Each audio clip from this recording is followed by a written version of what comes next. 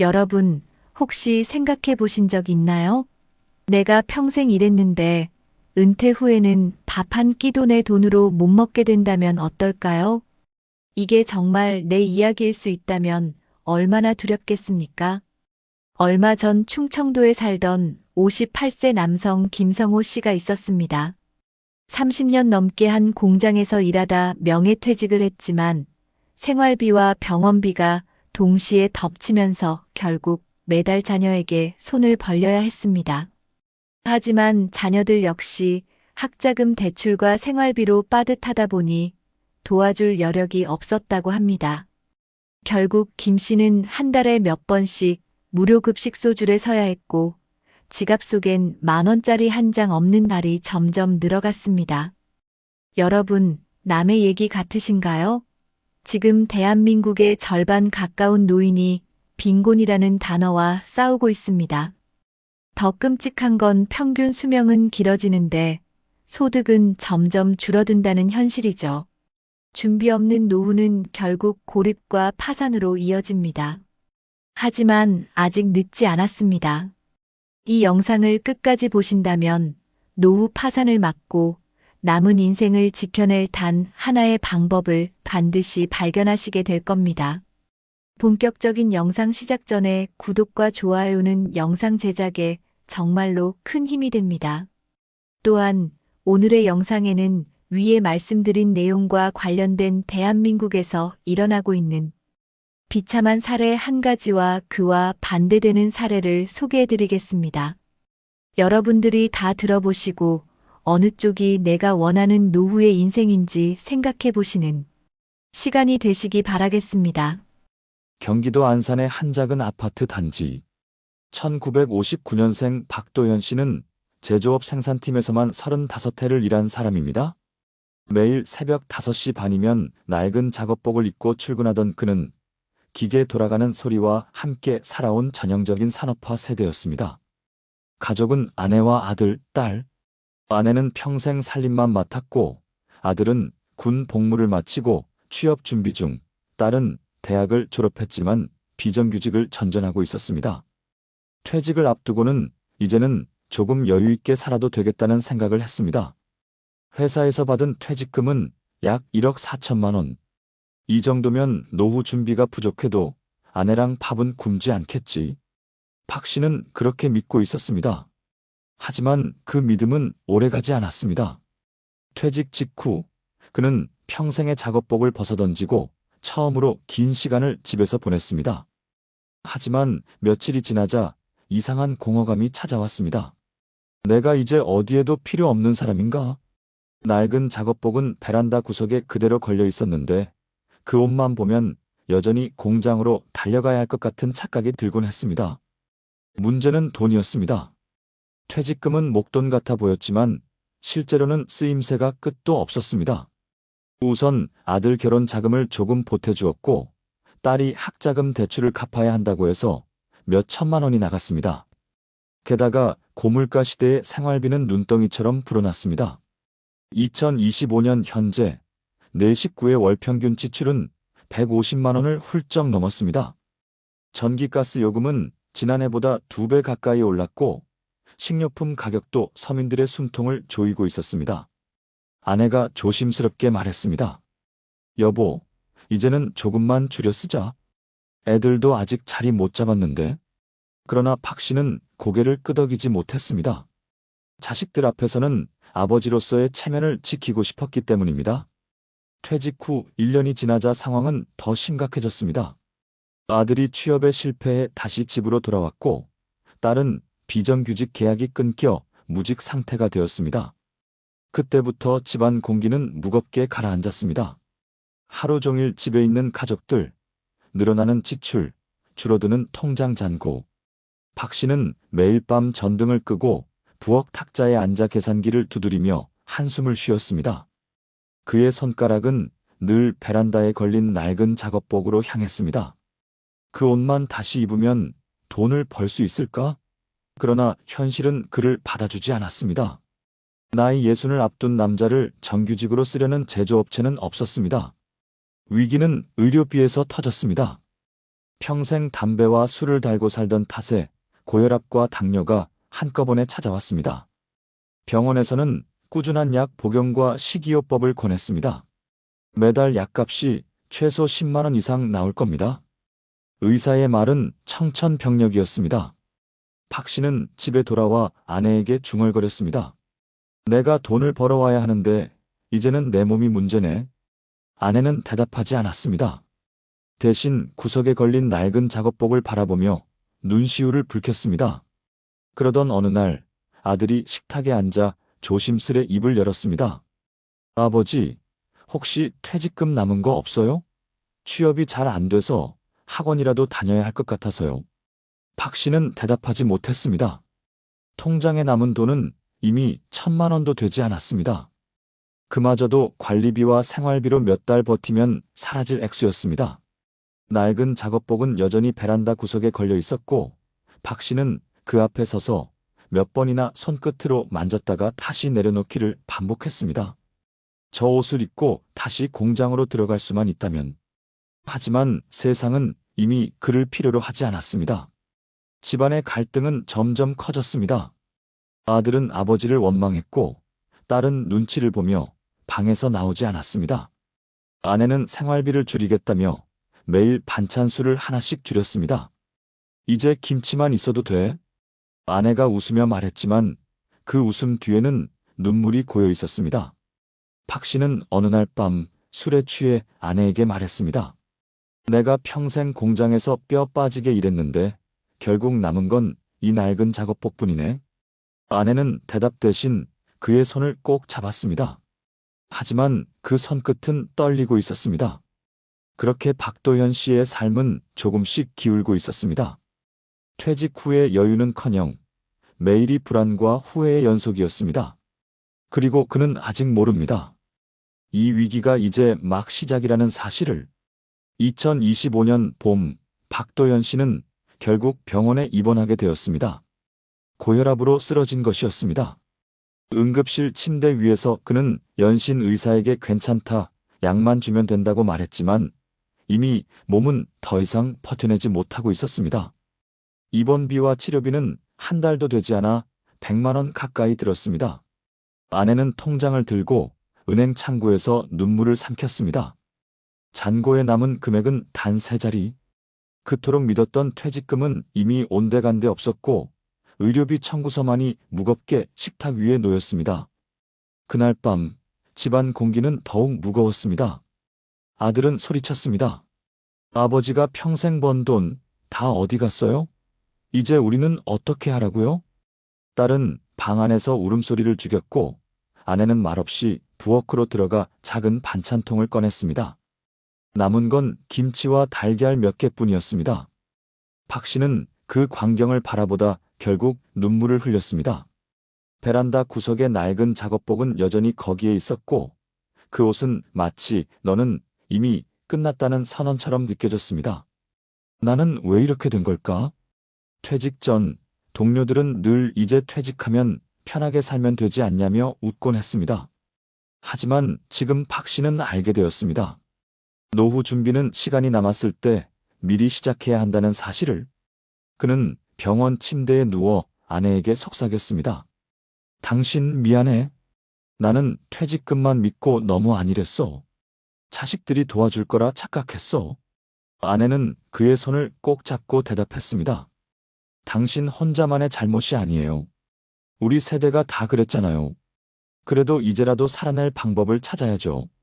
며칠 후 퇴원한 박 씨는 집 근처 공원으로 나가 걷기 시작했습니다. 몸은 여전히 무겁고 마음은 더 무거웠지만 그는 작은 다짐을 했습니다. 다시 일할 수 없다면 내가 할 수 있는 것부터 해보자. 동네 복지관에서 진행하는 건강교실에도 참여했습니다. 아내는 지역 자원봉사 네트워크를 찾아 함께 신청했습니다.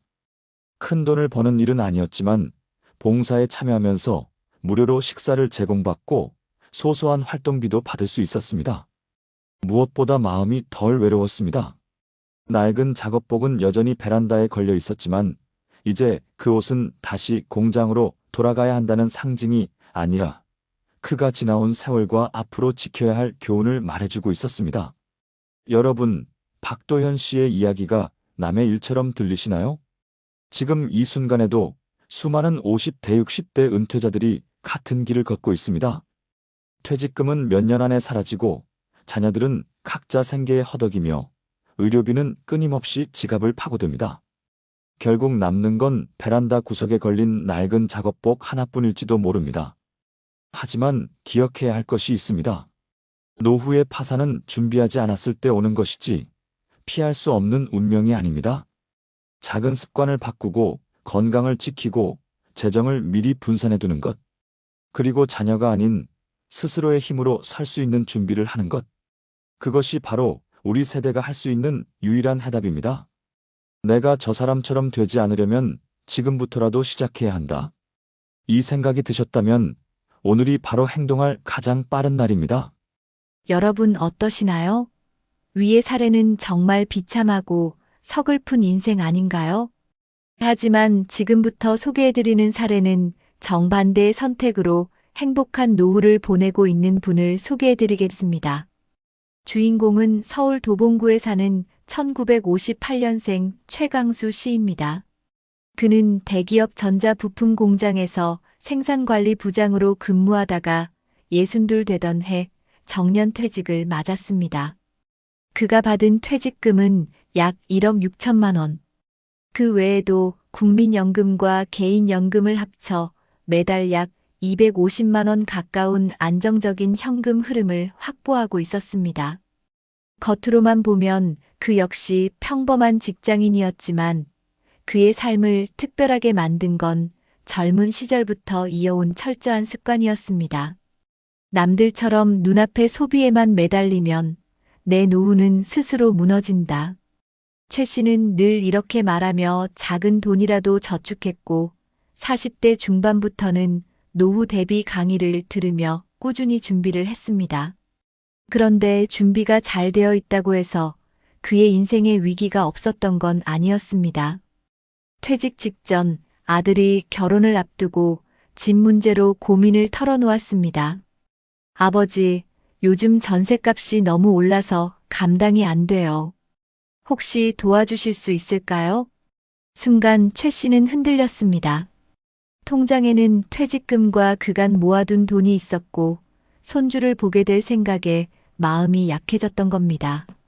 하지만 그는 곧 결심을 굳혔습니다. 아내와 긴 대화를 나눈 뒤였습니다. 우리가 아들에게 집을 다 해줄 수는 없어. 대신 기본만 도와주고 나머지는 본인이 해결하도록 해야지. 그래야 우리도 무너지지 않아. 결국 최 씨 부부는 아들에게 약속했습니다. 아버지, 어머니가 전세자금 일부는 지원해 줄게. 하지만 그 이상은 내 몫이야. 우리 노후 자금은 지켜야 해. 아들은 처음엔 섭섭해했지만 시간이 지나면서 스스로 돈을 모으고 대출을 관리하는 습관을 들이게 되었습니다. 또 하나의 위기는 건강 문제에서 찾아왔습니다. 퇴직 몇 해 전 정기검진에서 고혈압 초기 진단을 받았던 최 씨는 의사의 말을 떠올렸습니다. 생활 습관을 바꾸지 않으면 약값이 평생 들어갑니다. 식단과 운동을 지금부터 관리하세요. 그때부터 그는 출근 전마다 새벽 공원을 걸었고 점심에는 기름진 음식을 피했습니다. 직장 동료들이 회식 자리에서 술을 권할 때면 늘 웃으며 이렇게 말하곤 했습니다. 나 이제는 내 노후랑 거래하고 있어. 미안하지만 술은 안 할래. 처음엔 동료들이 쪼잔하다며 농담을 했지만 몇 년 뒤 그들 중 절반은 병원에 드나들며 약을 손에 달고 살게 되었고 최 씨는 여전히 건강검진에서 큰 문제 없음 판정을 받을 수 있었습니다. 그러나 가장 큰 시험대는 은퇴 직후 찾아왔습니다. 갑자기 찾아온 공허감이었습니다. 수십 년 동안 매일 공장에 출근하며 살아온 사람이 하루아침에 할 일이 사라지니 머릿속이 텅 비어버린 듯 했습니다. 아내가 어느 날 이렇게 물었습니다. 여보, 이제 하루 종일 집에만 있으면 답답하지 않아? 뭘 하고 싶으세요? 최 씨는 대답 대신 베란다 한쪽에 걸려있는 낡은 작업복을 꺼내 들었습니다. 이 옷 덕분에 우리가 살았지. 하지만 이제는 벗어야지. 대신 다른 옷을 입고 살아야 해. 그날 이후 그는 동네 복지관의 시니어 봉사단에 가입했습니다. 아이들 공부를 도와주고 동년배 노인들과 함께 체조를 하며 시간을 보냈습니다.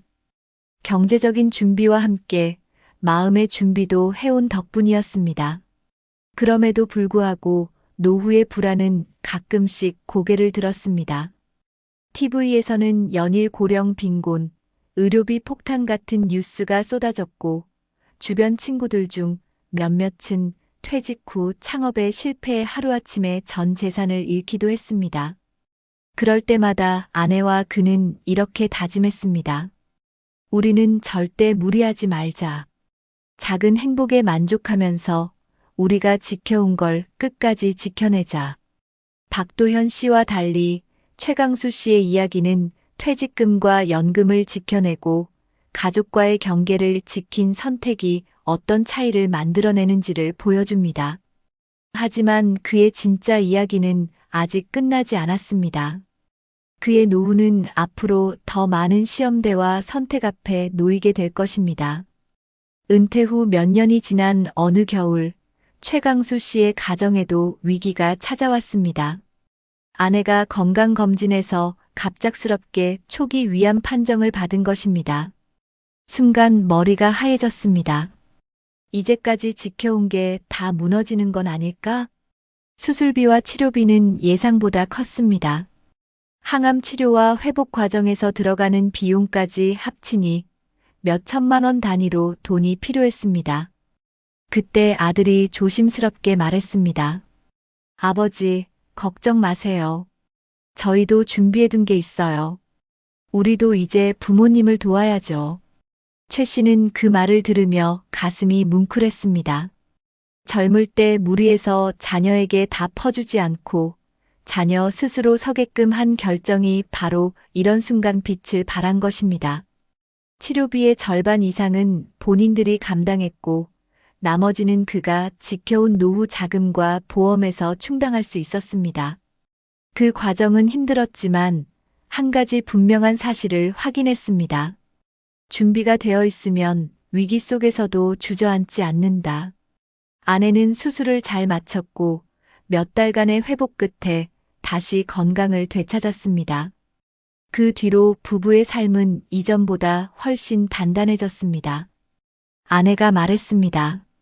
여보, 내가 병원에 누워있을 때마다 느꼈어요. 당신이 준비 안 했더라면 우린 이미 무너졌을 거예요. 고마워요. 최 씨는 고개를 저으며 대답했습니다. 아니야. 우리 둘이 함께 버텼으니까 가능한 거지. 은퇴 후 맞이한 공허감은 이제 사라지고 하루하루가 의미 있는 시간으로 채워졌습니다. 아침마다 부부는 함께 산책을 하고 주말이면 손주들과 시간을 보냈습니다. 또한 최 씨는 여전히 동네 복지관 봉사단 활동을 이어가며 나도 아직 쓸모 있는 사람이라는 자존감을 지켜냈습니다. 낡은 작업복은 여전히 베란다 구석에 걸려 있었지만 이젠 고통의 상징이 아니라 내가 여기까지 올 수 있었던 이유를 상기시키는 소중한 기억이 되었습니다. 여러분, 이 이야기가 남의 일처럼 들리시나요? 박도현 씨의 사례처럼 노후 준비를 미루면 하루아침에 파산과 고통으로 이어질 수 있습니다. 하지만 최강수 씨처럼 젊을 때부터 조금씩 준비하고 자녀에게 모든 것을 퍼주지 않고 건강과 재정을 스스로 지켜낸다면 노후는 전혀 다른 얼굴을 보여줄 수 있습니다. 2025년 대한민국의 현실은 고물가, 고령화, 의료비 증가라는 삼중고 속에서 누구도 안심할 수 없습니다. 그러나 나는 괜찮겠지라는 막연한 기대 대신 오늘부터 작은 준비를 시작하는 것이 결국 우리를 지켜줍니다. 여러분, 지금 베란다 구석에 걸려있는 낡은 작업복을 떠올려 보시겠습니까? 그 옷이 과거의 후회와 눈물이 될지 아니면 오늘의 준비와 내일의 희망을 상징할지는 바로 우리의 선택에 달려 있습니다. 여러분의 노후는 지금의 선택으로 완전히 달라질 수 있습니다. 여러분, 방금 들으신 두 사람의 이야기를 더 깊이 이해하기 위해서는 실제 통계와 연구 자료를 살펴볼 필요가 있습니다. 먼저 대한민국의 현실부터 말씀드리겠습니다. 통계청이 발표한 2024년 고령층 조사에 따르면 우리나라 65세 이상 노인의 상대적 빈곤율은 약 40%로 OECD 평균의 3배에 달합니다. 다시 말해 10명 중 4명이 최소한의 생활조차 유지하기 힘든 상태에 놓여 있다는 것입니다. 국민연금연구원 보고서에 따르면 퇴직자의 절반 이상이 퇴직금 수령 후 5년 이내에 목돈을 대부분 소진하며 그중 상당수가 자녀 지원이나 무리한 창업으로 인해 노후 자금이 빠르게 고갈된다고 합니다. 박도현 씨 사례처럼 퇴직금 일부를 자녀에게 지원하거나 준비되지 않은 상태에서 생활비로만 쓰게 되면 금세 통장 잔고가 바닥나는 것이 바로 이 수치로 드러나는 현실입니다. 또 다른 자료를 보면 보건복지부가 2023년에 실시한 노인 실태조사에 따르면 노인의 월 평균 생활비 지출은 약 154만 원으로 조사되었는데 같은 연령대에서 실제로 확보할 수 있는 평균 소득은 110만 원 정도에 불과했습니다. 즉, 매달 약 40만 원 이상이 부족한 상태로 살아간다는 것이죠. 이 때문에 많은 노인들이 저축을 까먹거나 빚을 지게 되는 악순환에 빠지고 있습니다. 여기서 주목할 점은 의료비 부담입니다. 국민건강보험공단의 2024년 자료에 따르면 65세 이상 노인의 연평균 진료비는 약 600만 원으로 전체 평균의 2배 이상입니다. 은퇴 후 건강이 악화되면 의료비가 퇴직금 소진 속도를 가속화하는 가장 큰 원인이 됩니다. 실제로 고령층 가계에서 의료비 지출이 전체 소비의 20%를 차지한다는 연구 결과도 있습니다. 박도현 씨가 약값과 병원비 때문에 더 빨리 무너졌던 배경에는 바로 이 구조적인 현실이 깔려 있는 것입니다. 그렇다면 해외는 어떨까요? OECD 보고서에 따르면 한국은 회원국 중 노인 빈곤율 1위를 기록하고 있으며 일본이나 독일의 빈곤율은 20%대, 프랑스는 10% 미만이라는 점에서 큰 차이를 보입니다. WHO가 발표한 2023년 헬시 AGEING 리포트에서는 노후 생활의 질을 좌우하는 가장 큰 요소가 건강관리와 재정적 독립이라고 강조합니다. 이 보고서는 특히 동아시아 국가에서 고령층 의료비와 돌봄 비용이 급격히 늘어날 것이라고 경고했는데 한국의 경우 2040년이면 GDP 대비 노인 의료비 지출이 지금의 2배 이상이 될 것으로 전망했습니다. 또한 유엔 경제사회국 자료에서는 고령화 속도가 가장 빠른 국가로 한국을 지목하면서 지금과 같은 구조라면 2050년에는 전체 인구의 35%가 65세 이상이 되어 세계에서 가장 빠른 초고령 사회에 진입한다고 분석했습니다. 이런 데이터들은 결국 박 씨와 같은 준비 부족형 은퇴자가 왜 급격히 무너질 수밖에 없는지를 설명해 줍니다. 반대로 최강수 씨처럼 사전에 연금, 저축, 건강관리 그리고 자녀와의 재정적 경계를 철저히 세워둔 사람들은 통계적으로 훨씬 안정된 삶을 누릴 가능성이 큽니다.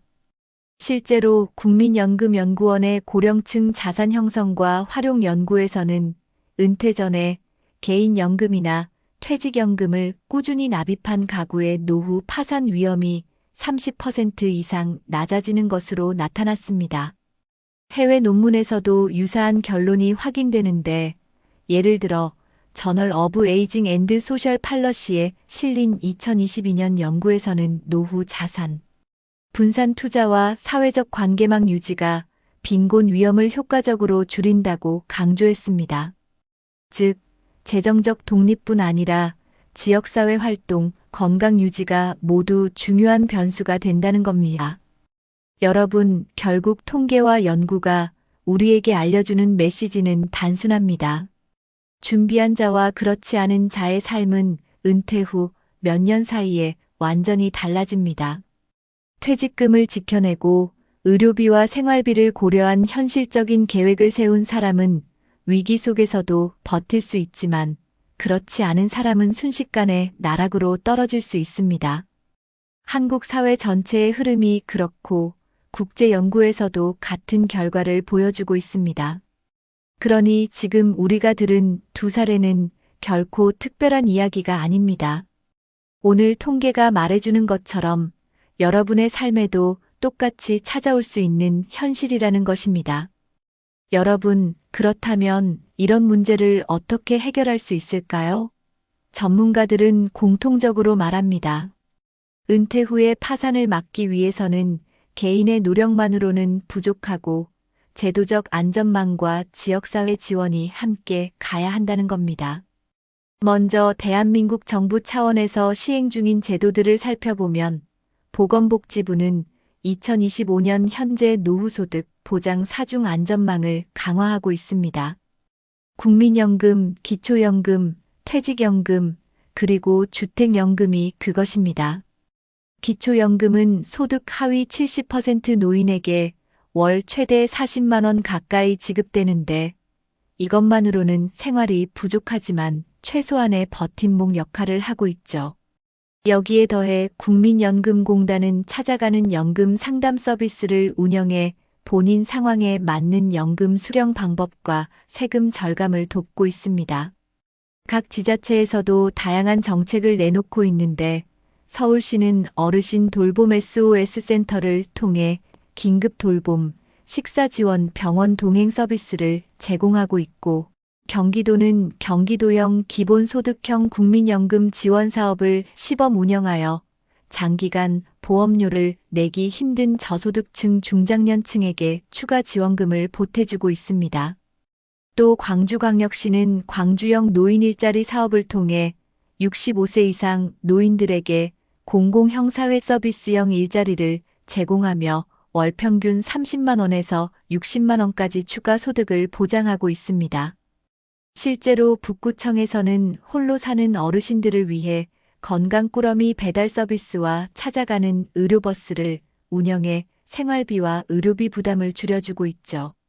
이런 구체적인 제도들은 박도현 씨처럼 준비 없이 은퇴한 분들에게 안전망이 되어주고 동시에 최강수 씨처럼 미리 준비한 분들에게도 생활의 불안을 줄여줍니다.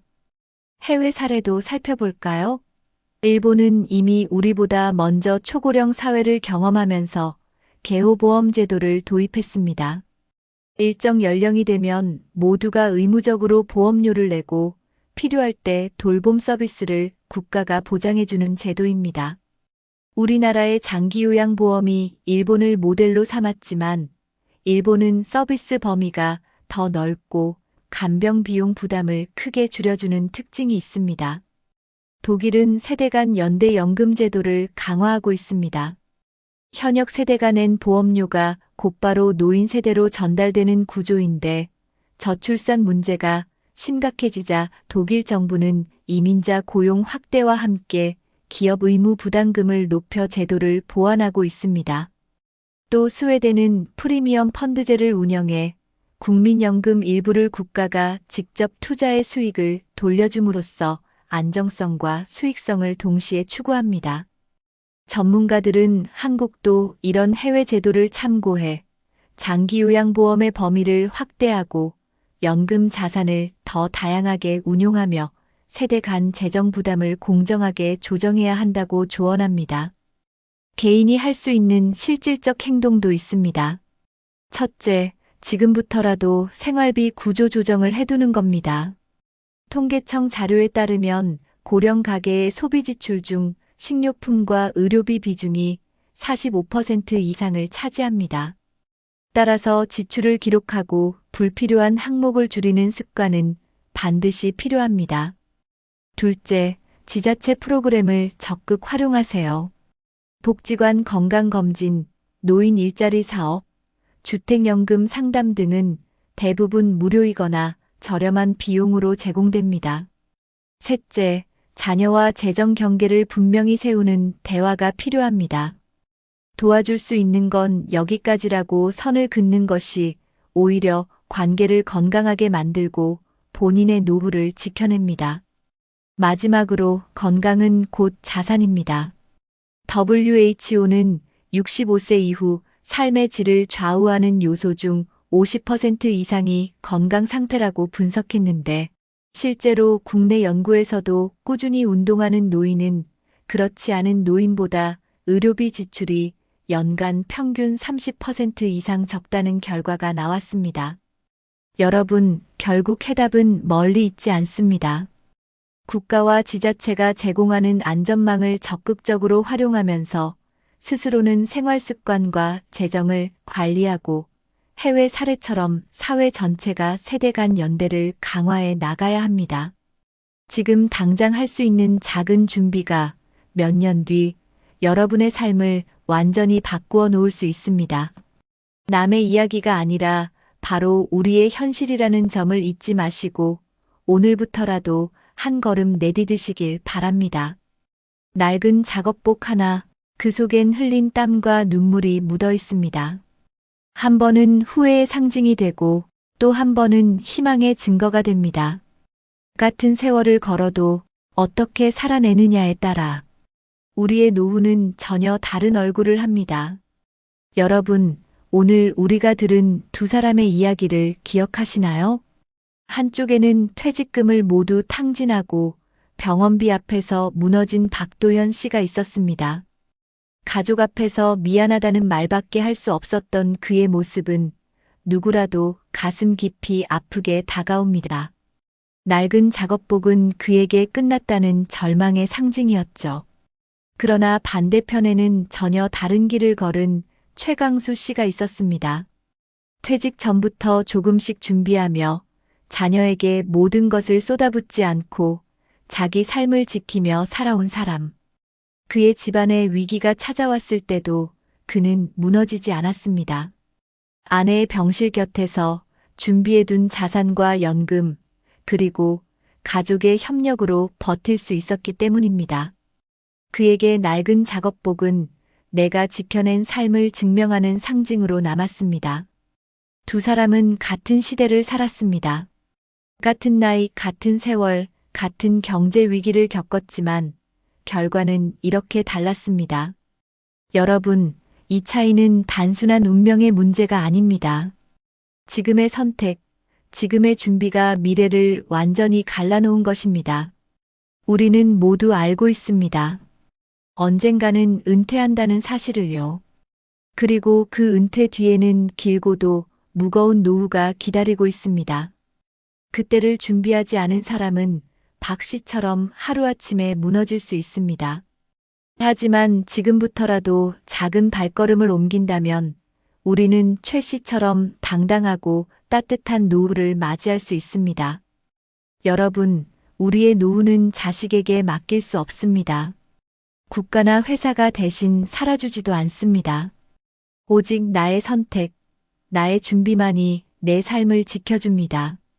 지금 손에 쥔 작은 저축, 꾸준한 건강관리, 그리고 가족과의 솔직한 대화. 이 작은 습관들이 쌓여서 미래의 나를 지켜주는 단단한 울타리가 될 것입니다. 생각해 보세요. 오늘 저녁 베란다 구석에 걸려있는 여러분의 낡은 작업복은 어떤 의미일까요? 그것이 후회와 눈물의 상징이 될까요? 아니면 살아온 세월을 지켜낸 희망의 증거가 될까요? 선택은 지금 우리의 손에 달려 있습니다. 지금 당장은 늦었다고 생각해도 오늘이 앞으로의 삶에서 가장 빠른 시작일 수 있습니다. 작은 준비, 작은 다짐이 내일의 눈물을 웃음으로 바꿔줄 수 있습니다. 여러분, 우리 함께 노력합시다. 비참한 노후가 아니라 당당하고 존엄한 노후를 맞이하기 위해 자녀에게 짐이 되는 인생이 아니라 함께 웃을 수 있는 인생을 살기 위해 후회로 남는 삶이 아니라 감사로 가득한 삶을 마주하기 위해 낡은 작업복은 여전히 우리 곁에 있습니다. 그러나 그것이 상징하는 미래는 오늘 우리의 선택으로 달라질 수 있습니다. 여러분, 지금부터라도 시작해 주십시오. 당신의 노후는 아직 늦지 않았습니다. 그리고 그 길은 반드시 더 따뜻하고 행복한 내일로 이어질 것입니다. 여러분, 혹시 요즘 이런 생각 해보신 적 있으신가요? 내가 지금 쓰는 돈, 과연 노후에도 감당할 수 있을까? 최근 뉴스에서 보셨을 겁니다. 50대 직장인이 퇴직 후에도 골프와 외제차 생활을 유지하다가 결국 빚더미에 앉아 병원비조차 마련하지 못했다는 충격적인 이야기. 단순히 그 사람만의 문제가 아닙니다. 지금 대한민국 50 대비 60대의 절반 이상이 은퇴 후 생활비 지출을 줄이지 못해 큰 위기를 겪고 있다는 통계가 나왔습니다. 혹시 여러분도 나는 예외일 거야 라고 생각하시나요? 하지만 씀씀이를 줄이지 못하면 노후는 순식간에 무너질 수 있습니다. 이 영상을 끝까지 보셔야 하는 이유가 바로 여기에 있습니다. 본격적인 영상 시작 전에 구독과 좋아요는 영상 제작에 정말로 큰 힘이 됩니다. 또한 오늘의 영상에는 위에 말씀드린 내용과 관련된 대한민국에서 일어나고 있는 비참한 사례 한 가지와 그와 반대되는 사례를 소개해드리겠습니다. 여러분들이 다 들어보시고 어느 쪽이 내가 원하는 노후의 인생인지 생각해 보시는 시간이 되시기 바라겠습니다. 김영호 씨는 올해 62입니다. 한때 대기업에서 부장 자리까지 올랐던 사람입니다. 늘 바쁘게 해외 출장을 다니고 회식 때면 부하 직원들이 따라주던 술잔이 끊이지 않던 그야말로 성공한 직장인의 전형이었죠. 회사에서는 성과를 인정받았고 퇴직할 때 손에 쥔 퇴직금은 약 1억 5천만 원. 아내와는 30년 넘게 함께했고 성인이 된 아들도 둘 있었습니다. 남들 보기에 그는 평생을 성실히 살아온 모범 직장인이었습니다. 하지만 퇴직 후 그의 삶은 예상과 전혀 다른 방향으로 흘러가기 시작했습니다. 퇴직 첫날, 김 씨는 집 현관 앞에 세워둔 자신의 승용차를 한참 바라봤습니다. 그 차는 젊은 시절의 성취와 체면의 상징 같은 존재였죠. 아내는 그날 저녁 조심스럽게 말을 꺼냈습니다. 여보, 이제 출퇴근도 없는데 굳이 차 2대를 유지할 필요가 있을까? 보험료의 세금, 주유비까지 너무 많이 들어. 하지만 김 씨는 고개를 저었습니다. 내가 이렇게까지 살아왔는데 차를 포기하라고? 그건 내 자존심을 버리라는 거야. 그의 고집은 여기서 끝나지 않았습니다. 매주 토요일마다 나가던 골프 모임을 끊을 수 없었던 겁니다. 오랜 동료들과 함께 치던 골프는 그에게 사회적 관계의 끈이자 마지막 남은 자신감이었습니다. 하지만 문제는 돈이었습니다. 그린피, 캐디비, 식사비까지 합치면 한 번 나가면 30만 원 가까운 지출이 생겼습니다.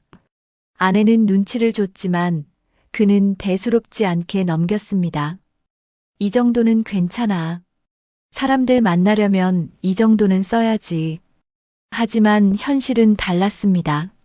매달 쓰는 생활비가 600만 원을 훌쩍 넘기자 아내의 얼굴은 점점 굳어갔습니다.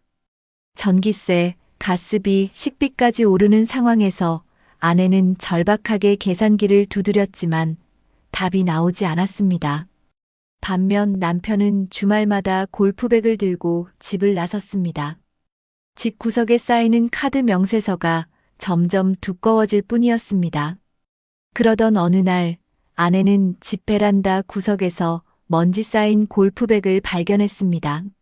안에는 오래된 골프채가 삐걱대며 부러질 듯 삐죽 나와 있었고 클럽 헤드에는 녹이 쓴 자국까지 보였습니다.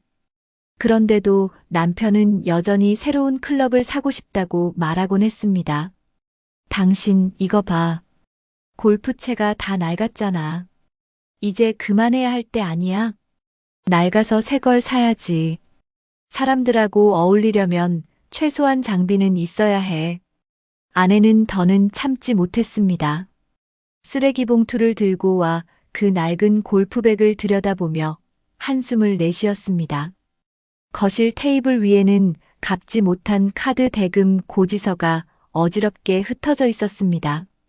아이들도 상황을 알게 됐습니다. 큰아들은 직장을 다니며 월세방에서 살고 있었지만 부모님의 불안한 대화를 듣고 결국 연락을 해왔습니다. 아빠, 제발 그만 좀 하세요. 우리까지 힘들어져요. 하지만 김 씨는 여전히 현실을 부정했습니다. 너희가 뭘 알아?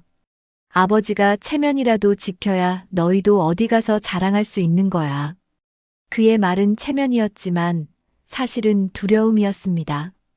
평생을 바쳐 일했던 회사가 사라지고 자신을 부르던 직함도 사라진 뒤 그가 붙잡을 수 있는 마지막 남은 건 바로 그 낡은 골프백이었기 때문이었습니다. 시간이 흘러 카드 빚은 눈덩이처럼 불어났습니다. 아내는 결국 결단을 내렸습니다. 오래 살던 34평 아파트를 팔고 작은 빌라로 이사한 겁니다. 남편은 처음엔 격렬히 반대했지만 은행에서 독촉 전화가 빗발치자 더는 거부할 수 없었습니다. 이사 당일 골프백은 쓰레기장 한켠에 버려졌습니다. 빗발엔 가죽은 찢겨 있었고 클럽 손잡이는 바싹 마른 고무 냄새를 풍겼습니다. 김 씨는 그 앞에서 한참을 서 있었습니다. 마치 자신의 지난 인생이 고스란히 버려지는 것 같았기 때문입니다. 그날 저녁 작은 집에 부엌에 앉아 김 씨는 처음으로 아내에게 속마음을 털어놨습니다. 미안해. 내가 너무 늦게 깨달았어. 이제라도 줄여야지. 아내는 아무 말 없이 고개를 끄덕였지만 그 눈가에는 눈물이 맺혀 있었습니다. 여러분, 김영호 씨의 이야기는 특별한 사례가 아닙니다. 퇴직 후에도 과거의 체면과 습관을 내려놓지 못해 고통을 겪는 사람들, 우리 주변에서 흔히 볼 수 있습니다. 특히 골프, 외제차, 과한 취미 생활은 은퇴 후 가장 큰 적이 됩니다. 나는 다를 거야라는 생각은 위험한 착각일 수 있습니다. 결국 습관을 줄이지 못하면 남은 건 낡은 골프백처럼 버려진 삶의 흔적뿐입니다. 이사 후 처음 맞은 겨울은 혹독했습니다. 오래된 빌라의 벽지에는 곰팡이가 번져 있었고 난방을 아끼려다 보니 거실은 늘 싸늘했습니다. 아내는 두꺼운 외투를 입은 채 거실 식탁에 앉아 밥을 차렸습니다. 예전 같으면 주말마다 골프장 조식 뷔페를 먹었겠지만 이젠 김치찌개와 계란말이가 전부였습니다. 김영호 씨는 낡은 의자에 앉아 한참 동안 밥상을 바라보다가 조용히 젓가락을 들었습니다. 내가 이렇게까지 떨어졌구나라는 자책감이 몰려왔지만 이상하게도 아내와 함께 앉아 먹는 따뜻한 밥 한 끼가 그를 차분하게 만들었습니다. 그날 이후 그는 조금씩 자신이 바뀌어야 한다는 걸 느끼기 시작했습니다. 하지만 변화는 쉽지 않았습니다. 친구들의 연락이 끊이지 않았기 때문입니다. 야, 이번 주에 라운딩 가자. 내가 빠지면 재미없어. 그는 핑계를 대며 거절했지만 전화를 끊고 나면 마음이 무너져 내렸습니다. 내가 이제 그들 모임에서 멀어지는 건 아닐까? 아내는 그런 남편을 지켜보다 결국 단호히 말했습니다. 여보, 이제 체면보다 우리 생활이 먼저야. 당신이 집에서 마음 편히 웃어주는 게 나에겐 골프보다 더 소중해. 하지만 김 씨는 여전히 마음속에서 싸우고 있었습니다. 과거의 직함, 사람들의 시선, 그리고 낡은 골프백에 매달렸던 집착이 하루아침에 사라지진 않았습니다. 매일 저녁 잠들기 전 그는 몰래 휴대폰 사진첩을 열어 예전 골프장에서 찍은 사진들을 바라보곤 했습니다. 결정적인 순간은 둘째 아들의 말에서 찾아왔습니다. 대학을 졸업하고 취업 준비를 하던 아들은 하루는 술에 취해 들어와 울먹이며 말했습니다. 아빠, 우리 집 빚 때문에 나까지 대출 받아야 할까봐 너무 무서워. 제발 이제 그만 좀 해. 그 말은 칼처럼 가슴을 찔렀습니다. 아버지로서, 가장으로서 지켜야 할 건 체면이 아니라 가족이라는 걸 그는 비로소 깨달았습니다. 그날 새벽 김 씨는 다시는 골프 이야기를 꺼내지 않겠다고 마음속으로 다짐했습니다. 대신 가족과 함께 시간을 보내고 새로운 길을 찾기로 한 겁니다. 이후 김 씨의 하루는 달라졌습니다. 아침에는 빌라 근처 공원에서 산책을 하고 낮에는 구청에서 운영하는 평생학습관에 나가 강좌를 들었습니다. 처음에는 민망했지만 비슷한 또래들과 함께 책을 읽고 작은 봉사활동에 참여하면서 그는 점점 달라지는 자신을 느꼈습니다. 아내와 함께 시장에 나가 장을 보고 저녁에는 함께 TV 드라마를 보며 소소한 이야기를 나누는 시간이 늘어났습니다. 예전 같으면 골프 모임이나 회식 자리에서 보내던 주말이었지만 이제는 가족과 보내는 일상이 더 따뜻하게 다가왔습니다. 경제적으로도 변화를 만들었습니다. 퇴직금 중 남은 일부를 정기예금에 넣고 아내와 함께 생활비 상한선을 정했습니다. 한 달 250만 원 이상은 쓰지 않는다. 이 규칙을 지키자 신기하게도 마음이 한결 가벼워졌습니다. 돈이 줄어든 게 아니라 오히려 삶에 불필요한 짐이 줄어든 느낌이었습니다. 김영호 씨의 이야기는 우리 모두에게 낯설지 않습니다. 퇴직 후에도 과거의 생활을 버리지 못해 흔들리는 사람들, 체면 때문에 골프채를 놓지 못하는 아버지들, 주변에서 쉽게 볼 수 있지 않나요? 하지만 김 씨처럼 늦게라도 현실을 받아들이고 가족과 함께 방향을 바꾸면 무너질 것 같던 노후도 다시 세울 수 있습니다. 쓰레기 더미에 버려진 낡은 골프백은 과거의 상징이었지만 그 자리에 남은 건 가족의 따뜻한 식탁이었습니다. 여러분, 노후를 망치는 건 돈이 아니라 습관입니다. 그리고 그 습관은 지금 바꿀 수 있습니다.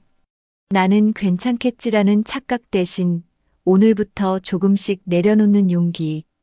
그것이 우리의 내일을 지키는 가장 확실한 방법입니다. 여러분 어떠시나요?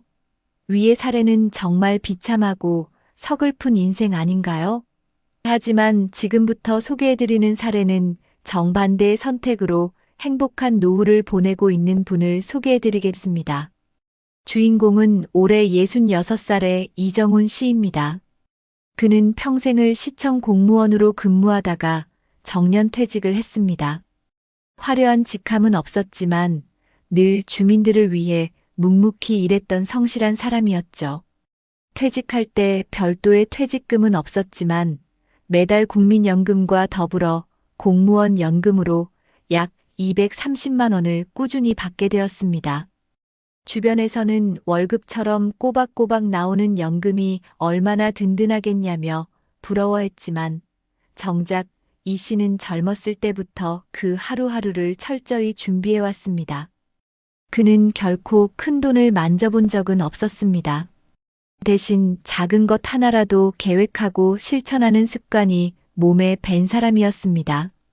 동료들이 점심마다 고급 식당에 가자고 할 때 그는 근처 구내식당에서 간단히 식사를 해결했고 회식 자리에선 늘 1차까지만 함께하고 집으로 돌아왔습니다. 덕분에 아이들과 함께 저녁을 먹는 시간이 늘었고 가족과의 대화는 자연스럽게 그의 일상에 녹아 있었습니다. 이런 모습은 당시에는 너무 깐깐하다는 소리를 들었지만 시간이 흘러 그의 가장 큰 자산이 되었습니다. 정년이 가까워질수록 주변 동료들은 불안해했습니다. 누구는 퇴직하면 바로 카페를 열겠다. 또 누구는 적금 깨서 아파트에 투자해야 한다고 했습니다. 실제로 몇몇 동료들은 퇴직 후 받은 퇴직수당을 전부 쏟아부어 무리하게 사업을 시작했습니다. 이정훈 씨도 흔들릴 때가 있었습니다.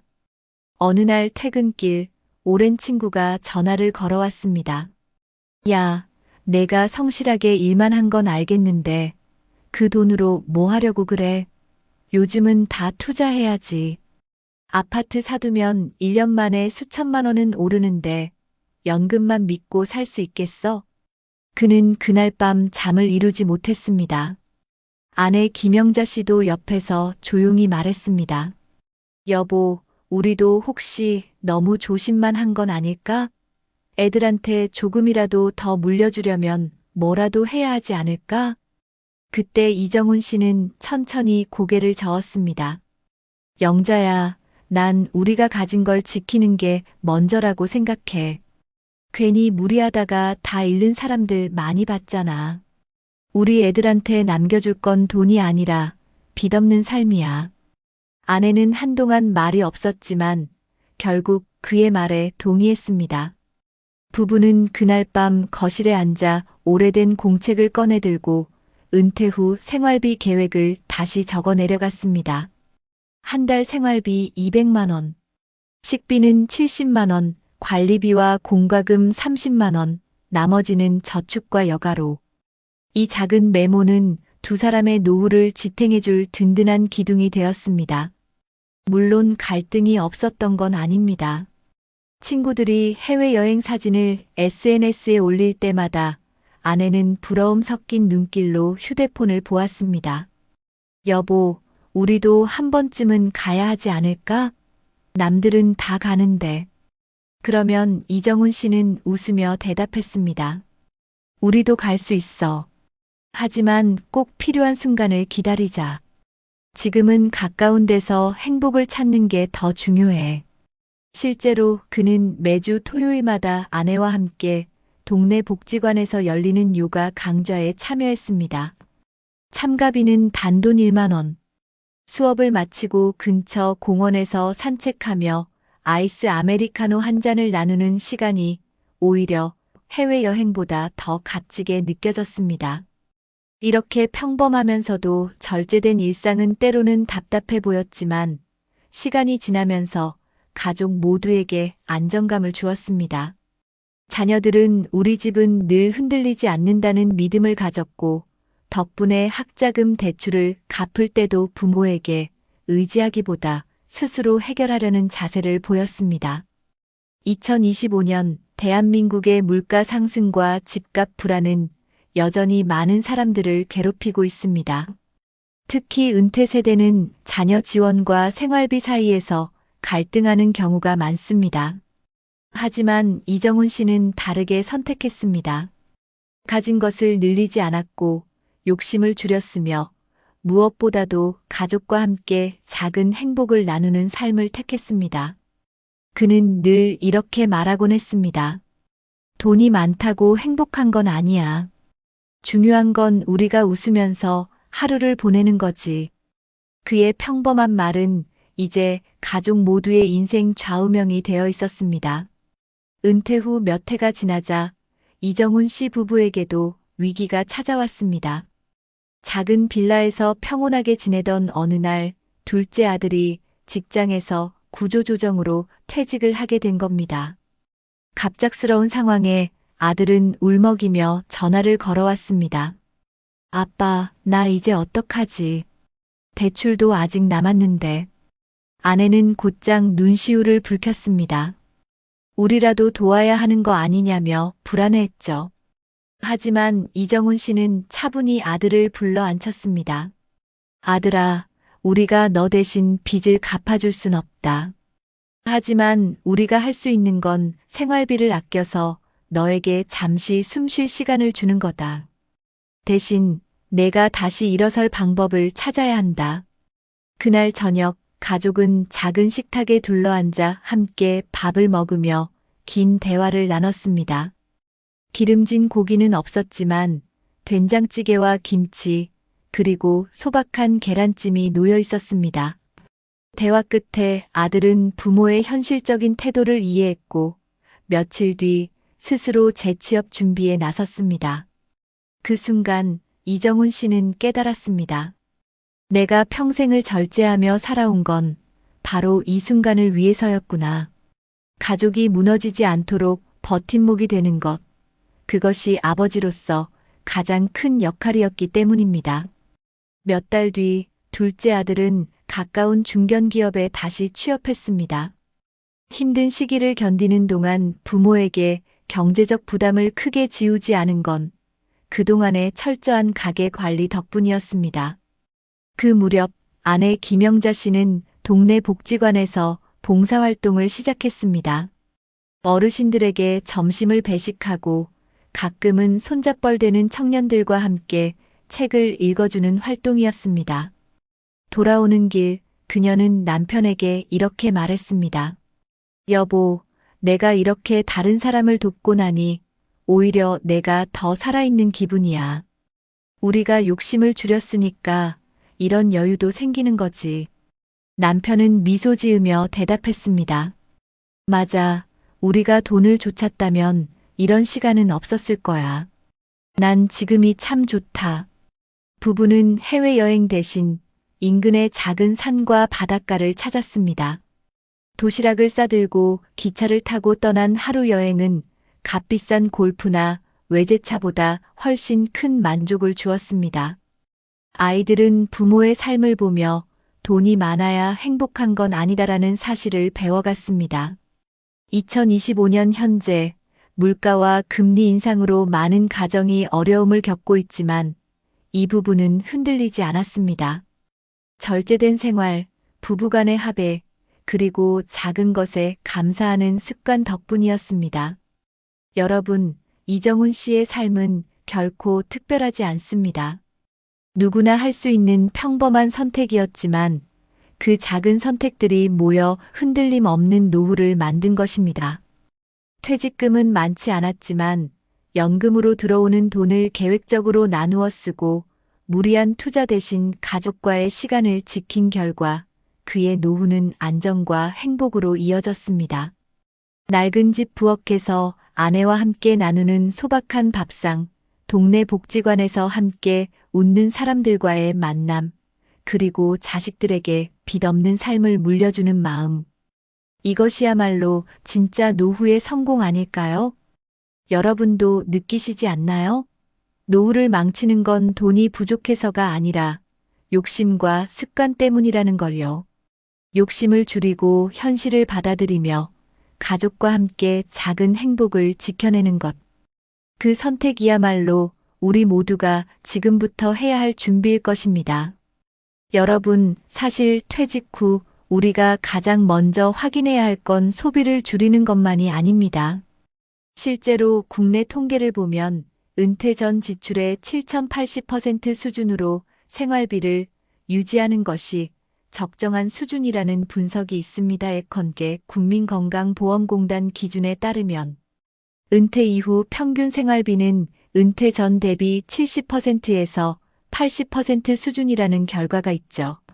게다가 농민신문에 실린 반평생 예산표 기사에서는 은퇴 후 생활비 설계 시 자녀 교육비나 대출 상환이 한창인 50대 초중반부터 은퇴 생활비를 미리 70%에서 80%로 설정해 현실적인 예산을 짜는 것이 중요하다고 언급하고 있습니다. 이를 통해 우리는 노후 준비의 첫 출발이 현재의 소비를 단순히 절반 이하로 줄여라가 아니라 현재 생활비의 어느 정도를 유지하며 어떻게 재배치할지를 설계하는 것이라는 점을 명확히 알 수 있습니다. 이와 함께 소비의 양상이 계층별로 다르게 나타난다는 분석도 있습니다. 자산이 낮은 계층에서는 은퇴 후 소비가 급격히 감소하는 반면 자산이 풍부한 계층에서는 오히려 문화여가 지출이 증가해 전체 소비가 늘어나기도 한다는 조사 결과가 있는데요. 즉, 여유 자산이 있는 경우 절제 없이 여가를 즐기면서도 소비가 늘어날 수 있는 위험이 있다는 점도 기억해둬야 합니다.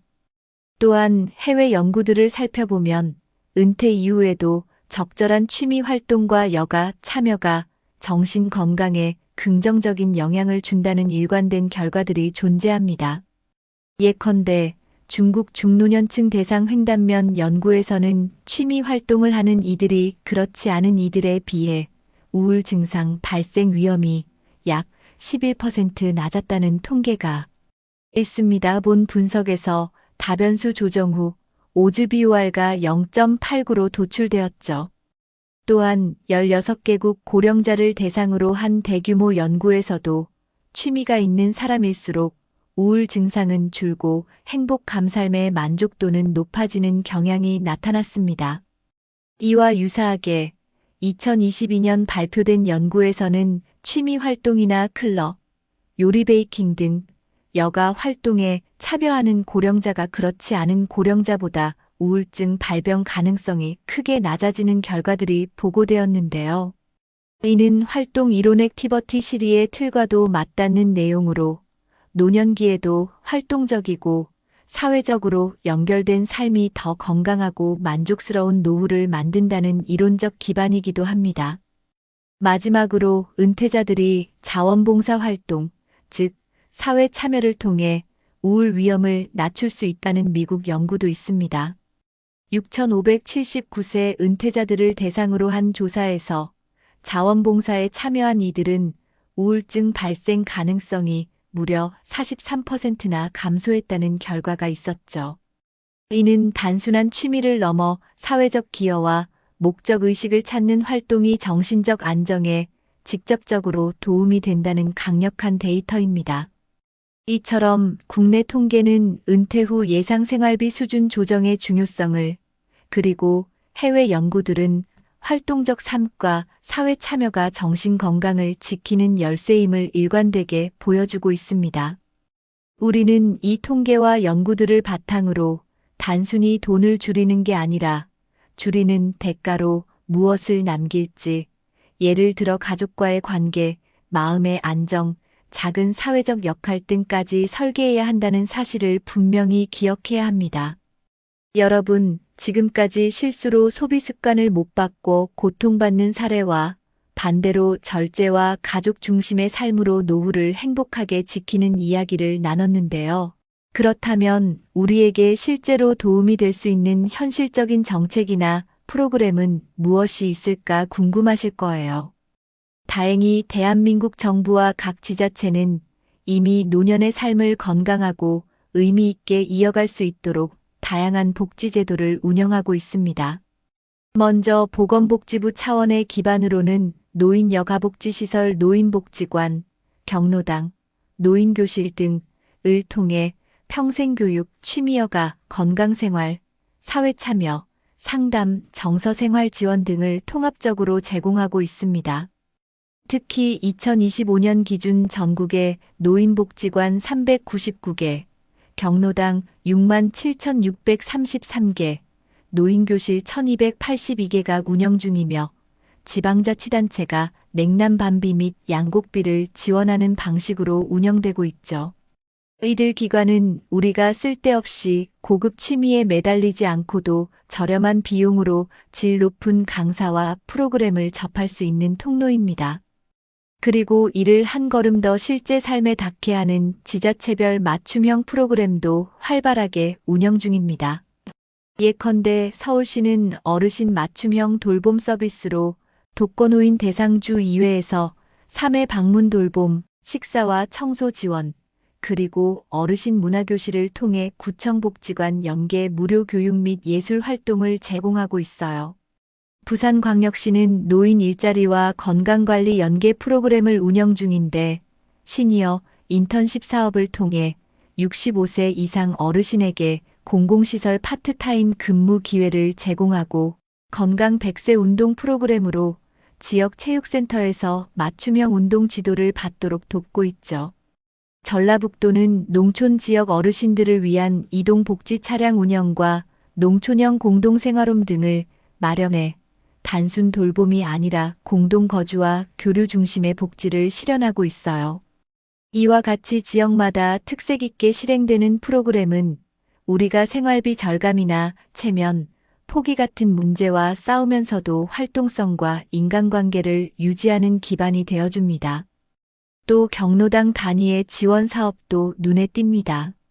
광주시의 경우 경로당의 낡은 시설을 직접 고쳐주는 환경개선 사업 도배장 판화장실 개조 등과 건강 체조 댄스 요가 웃음 치료 등 전문 강사 지원 프로그램을 운영하면서 어르신 여가 활동에 활력을 불어넣어요.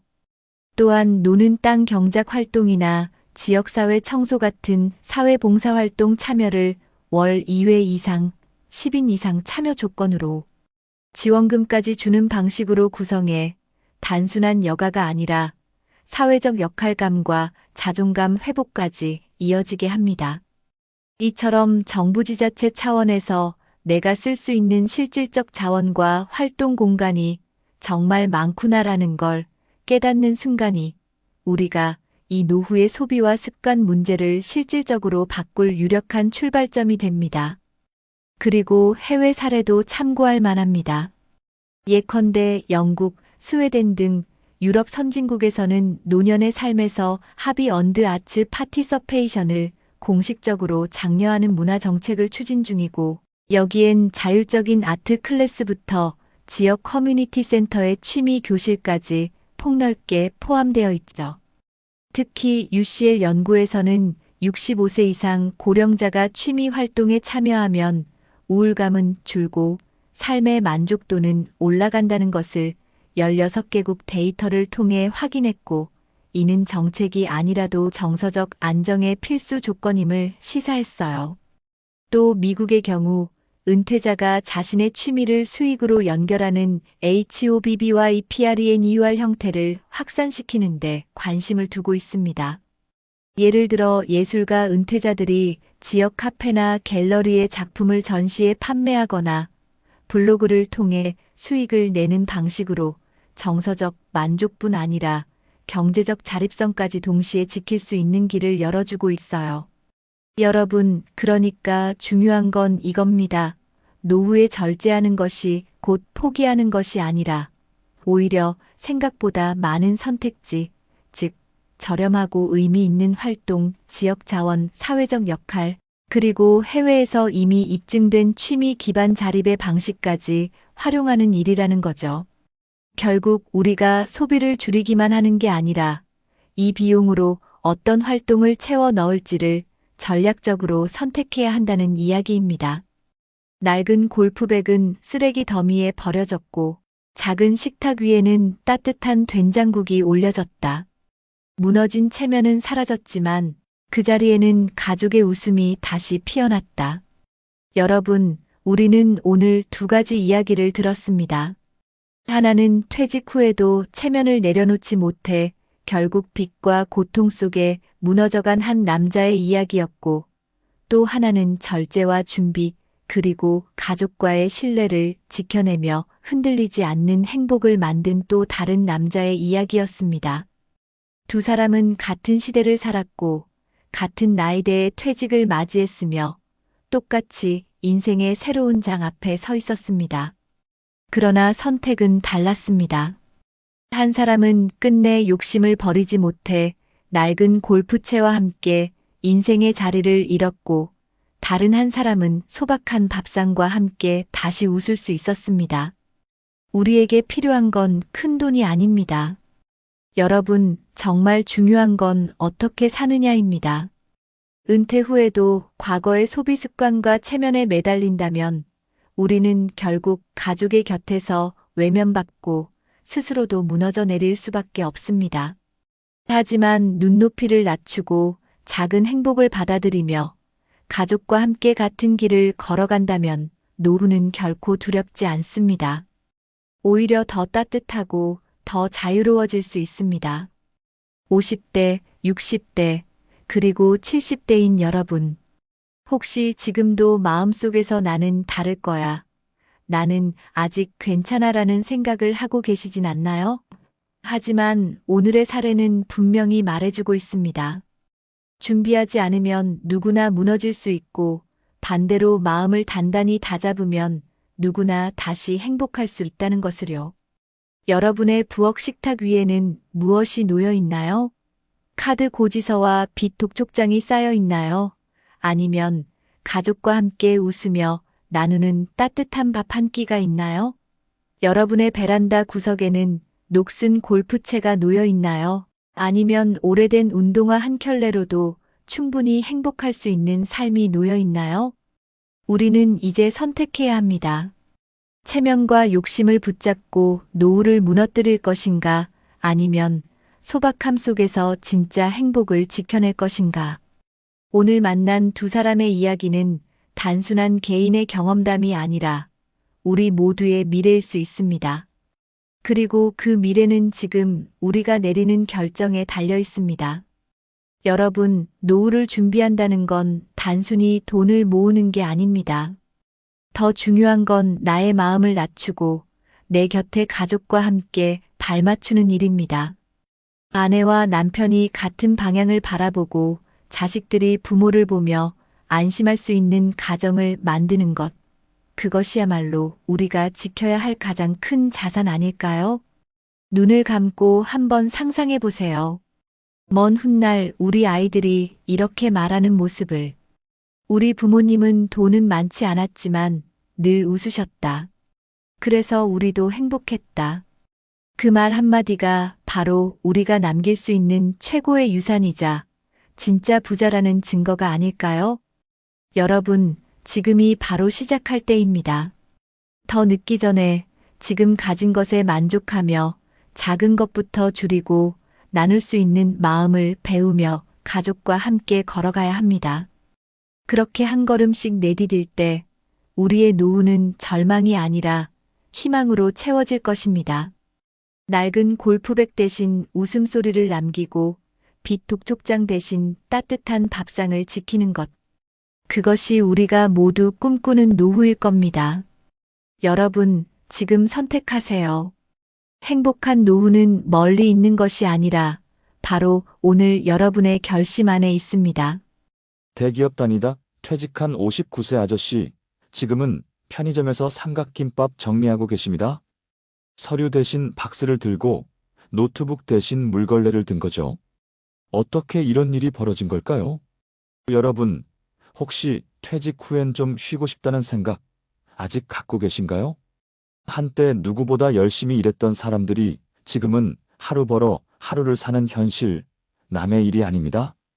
퇴직 후 1년 연금은 부족하고 자녀는 여전히 도움을 바라고 몸은 아픈데 경력 살릴 일자리는 없고 지금 50대, 60대에게 은퇴는 마침표가 아니라 현실 생존의 시작선입니다. 이미 많은 중장년층이 편의점, 식당, 창고에서 두 번째 인생을 버티고 있습니다. 하지만 결정적인 차이는 단 하나, 준비했느냐 아니냐였습니다. 이 영상 지금 안 보면 늦습니다. 당신의 노후 선택은 지금입니다. 본격적인 영상 시작 전에 구독과 좋아요는 영상 제작에 정말로 큰 힘이 됩니다. 또한 오늘의 영상에는 위에 말씀드린 내용과 관련된 대한민국에서 일어나고 있는 비참한 사례 한 가지와 그와 반대되는 사례를 소개해드리겠습니다. 여러분들이 다 들어보시고 어느 쪽이 내가 원하는 노후의 인생인지 생각해보시는 시간이 되시기 바라겠습니다. 그는 밤마다 스스로에게 물었습니다. 내가 이렇게까지 살아야 하나?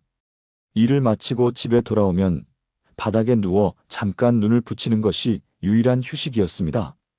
하루에도 몇 번씩 무릎을 부여잡고 숨을 돌립니다. 그래도 쉴 수는 없습니다. 새벽 4시마다 일어나 택배 상하차 일을 나서는 것이 일상이었습니다. 대구 남구에 살고 있는 62세의 남성이었습니다. 2, 3년 전까지만 해도 그는 중견기업의 경영지원팀에서 일했습니다. 사내 임직원 교육을 총괄했고 임원회의에서 발표를 하던 사람입니다. 그런데 갑작스러운 구조조정으로 예정보다 빨리 명예퇴직을 해야 했습니다. 그때만 해도 그래도 퇴직금도 있고 국민연금도 있고라며 낙관적이었죠. 하지만 한 달에 300만 원 넘게 쓰던 생활을 갑자기 줄이기는 어려웠습니다.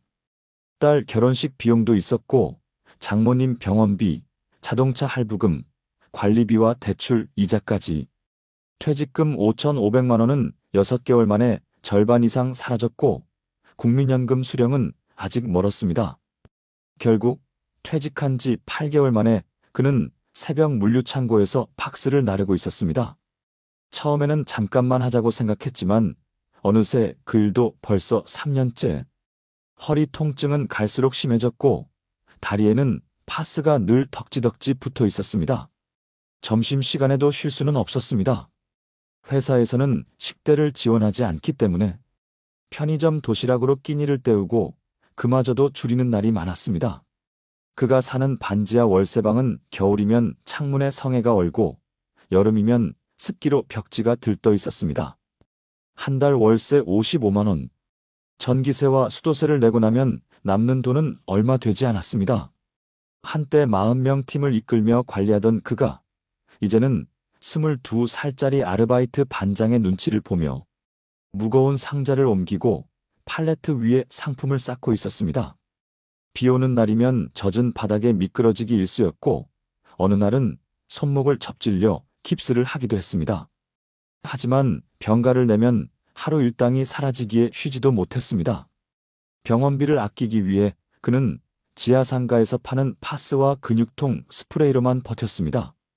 한 달 수입은 170만 원 남짓, 20만 원은 교통비, 30만 원은 통신비와 식비, 남은 돈으로 월세와 보험료, 딸의 학자금 대출 보증금을 갚기엔 턱없이 부족했습니다.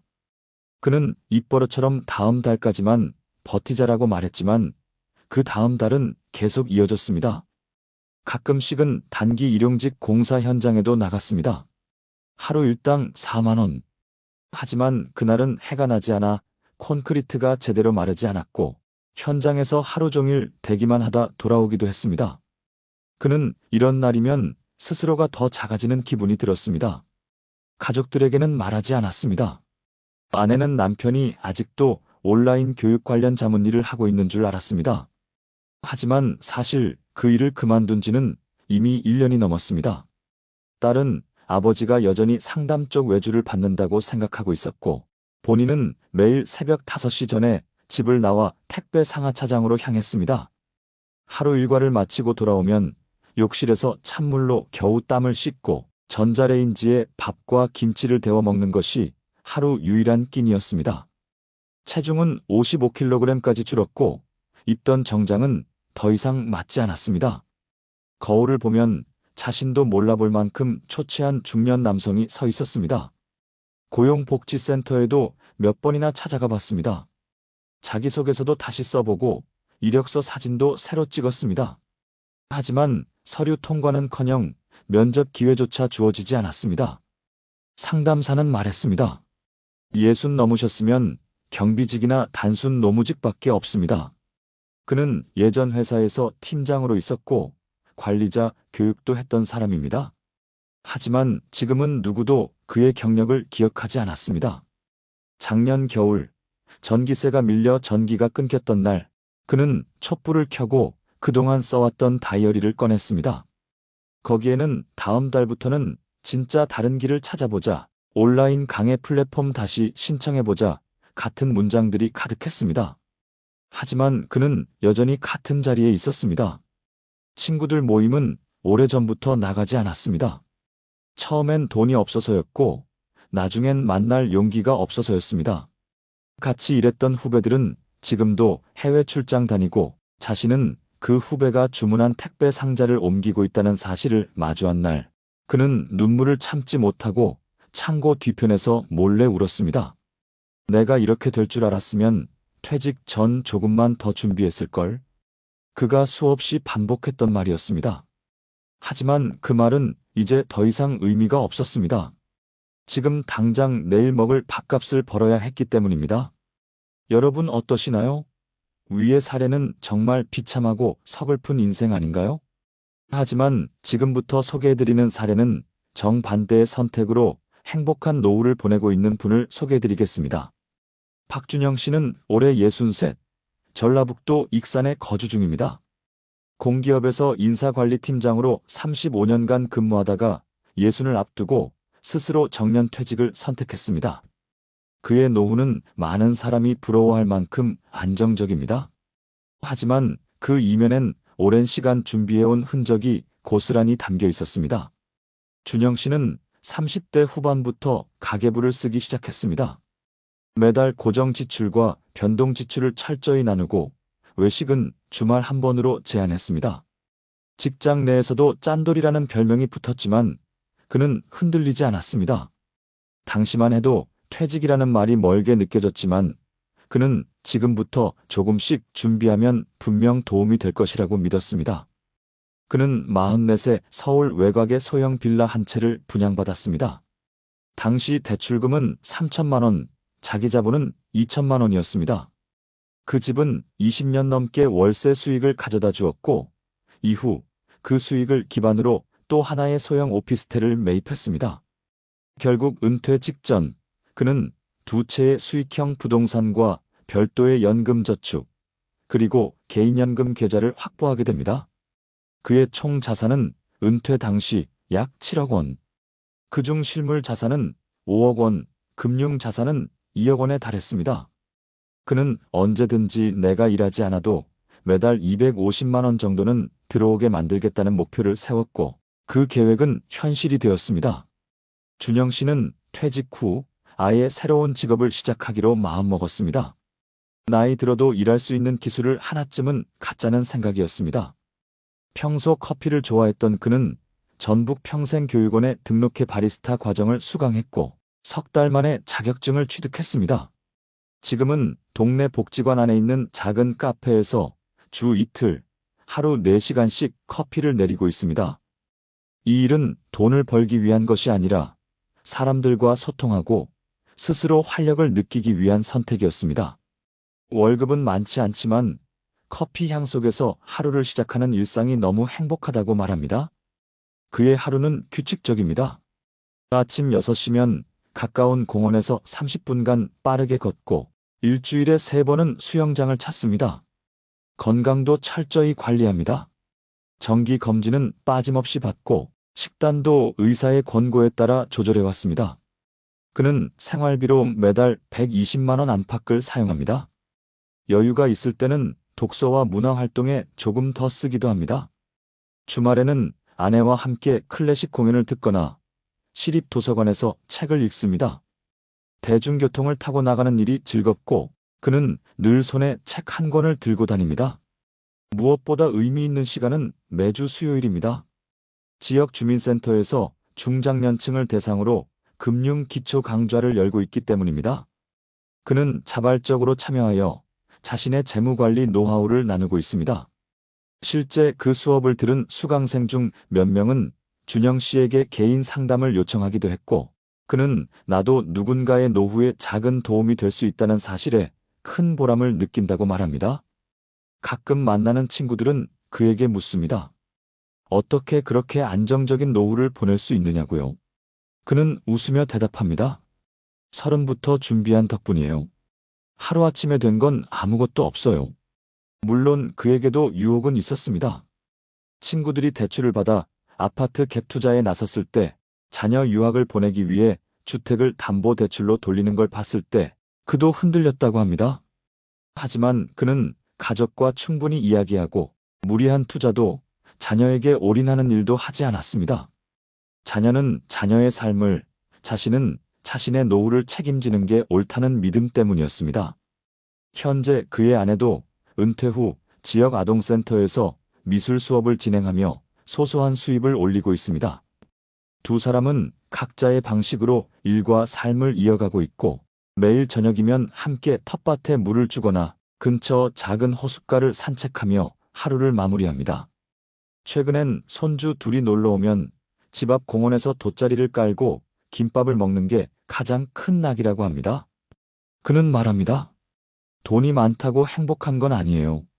내가 스스로 살 수 있고 하루를 주도적으로 살 수 있다는 게 진짜 복이죠. 그는 누구보다 현실을 일찍 깨달았습니다. 노후는 준비된 자에게 기회이고 준비 없는 자에게는 재앙이라는 말을 스스로의 삶으로 증명해냈습니다. 지금도 그는 매일 아침 다이어리에 하루 목표를 씁니다. 오늘도 감사하고 오늘도 단단하게. 그 짧은 문장이 그의 삶 전체를 말해줍니다. 노후에 대비하지 못한 현실이 얼마나 심각한지를 보여주는 자료들이 있습니다. 대한민국의 고령자 빈곤율은 OECD 국가 중 최상위권에 머물러 있으며 전체 노인 인구의 절반가량이 상대적 빈곤 상태에 놓여 있다는 통계가 나와 있습니다. 특히 60대에서 70대 초반의 중장년층은 퇴직 후 평균 소득이 퇴직 전 대비 절반 이하로 감소하며 대부분의 경우 이 변화에 적절히 대응하지 못하고 있습니다. 국내 고용시장에서도 중장년 재취업률은 해마다 낮아지고 있으며 일자리를 얻더라도 단순 노무직, 일용직 비중이 압도적으로 높은 것이 현실입니다. 한 고용 데이터에 따르면 63살 이상 취업자 중 25% 이상이 주당 40시간 이상의 고강도 노동을 하고 있으며 이들의 상당수가 근골격계 질환을 앓고 있다는 보고도 있습니다. 노후에 가장 크게 영향을 미치는 요소 중 하나는 계획된 은퇴 여부입니다. 자산을 쌓아두지 못하고 은퇴를 맞이한 사람들은 재취업에 실패할 경우 빈곤층으로 추락할 가능성이 매우 높아지며 이는 단순히 개인의 문제가 아니라 사회적 구조의 문제로 확대됩니다. 실제로 유럽 복지국가들의 사례를 보면 중장년층을 위한 사전 재교육과 전환 직업 훈련이 잘 마련되어 있는 경우 은퇴 후 재정적 안정성이 크게 향상되는 것으로 나타났습니다. 한 국제노동보고서에서는 노후 준비의 핵심은 자산 축적이 아니라 노동시장 내의 유연한 생애 재설계에 있다는 분석을 내놓기도 했습니다. 또한 노인층의 건강 상태와 경제활동 참여율 사이에는 밀접한 상관관계가 있는 것으로 드러났습니다. 건강 상태가 양호한 경우 자발적 재취업이나 사회적 참여 활동을 지속할 확률이 높았으며 이는 삶의 만족도와도 직결됩니다. 하지만 한국에서는 은퇴 이후 삶에 대한 체계적인 준비가 부족한 경우가 많고 대부분의 사람들은 퇴직 직전까지도 본격적인 노후 준비에 들어가지 못하는 것이 현실입니다. 정년을 앞두고 갑자기 연금, 재정, 건강을 걱정하게 되는 경우가 대다수이며 이로 인해 불안감과 우울감을 호소하는 사람들도 많습니다. 통계청의 최근 발표에 따르면 퇴직 후 처음 맞이하는 3년간은 심리적 스트레스와 경제적 충격이 가장 크게 발생하는 시기이며 이 시기를 무사히 넘기지 못하는 경우 노후 파산 가능성도 배제할 수 없습니다. 이와 같은 현상은 단순히 고령화 사회의 숙명이 아니라 대응 체계의 부재와 정보 격차에서 비롯된 결과라고 할 수 있습니다. 전문가들은 노후 위기는 갑작스럽게 찾아오는 것이 아니라 서서히 침식되는 것이라며 40대부터 시작되는 준비가 반드시 필요하다고 강조하고 있습니다.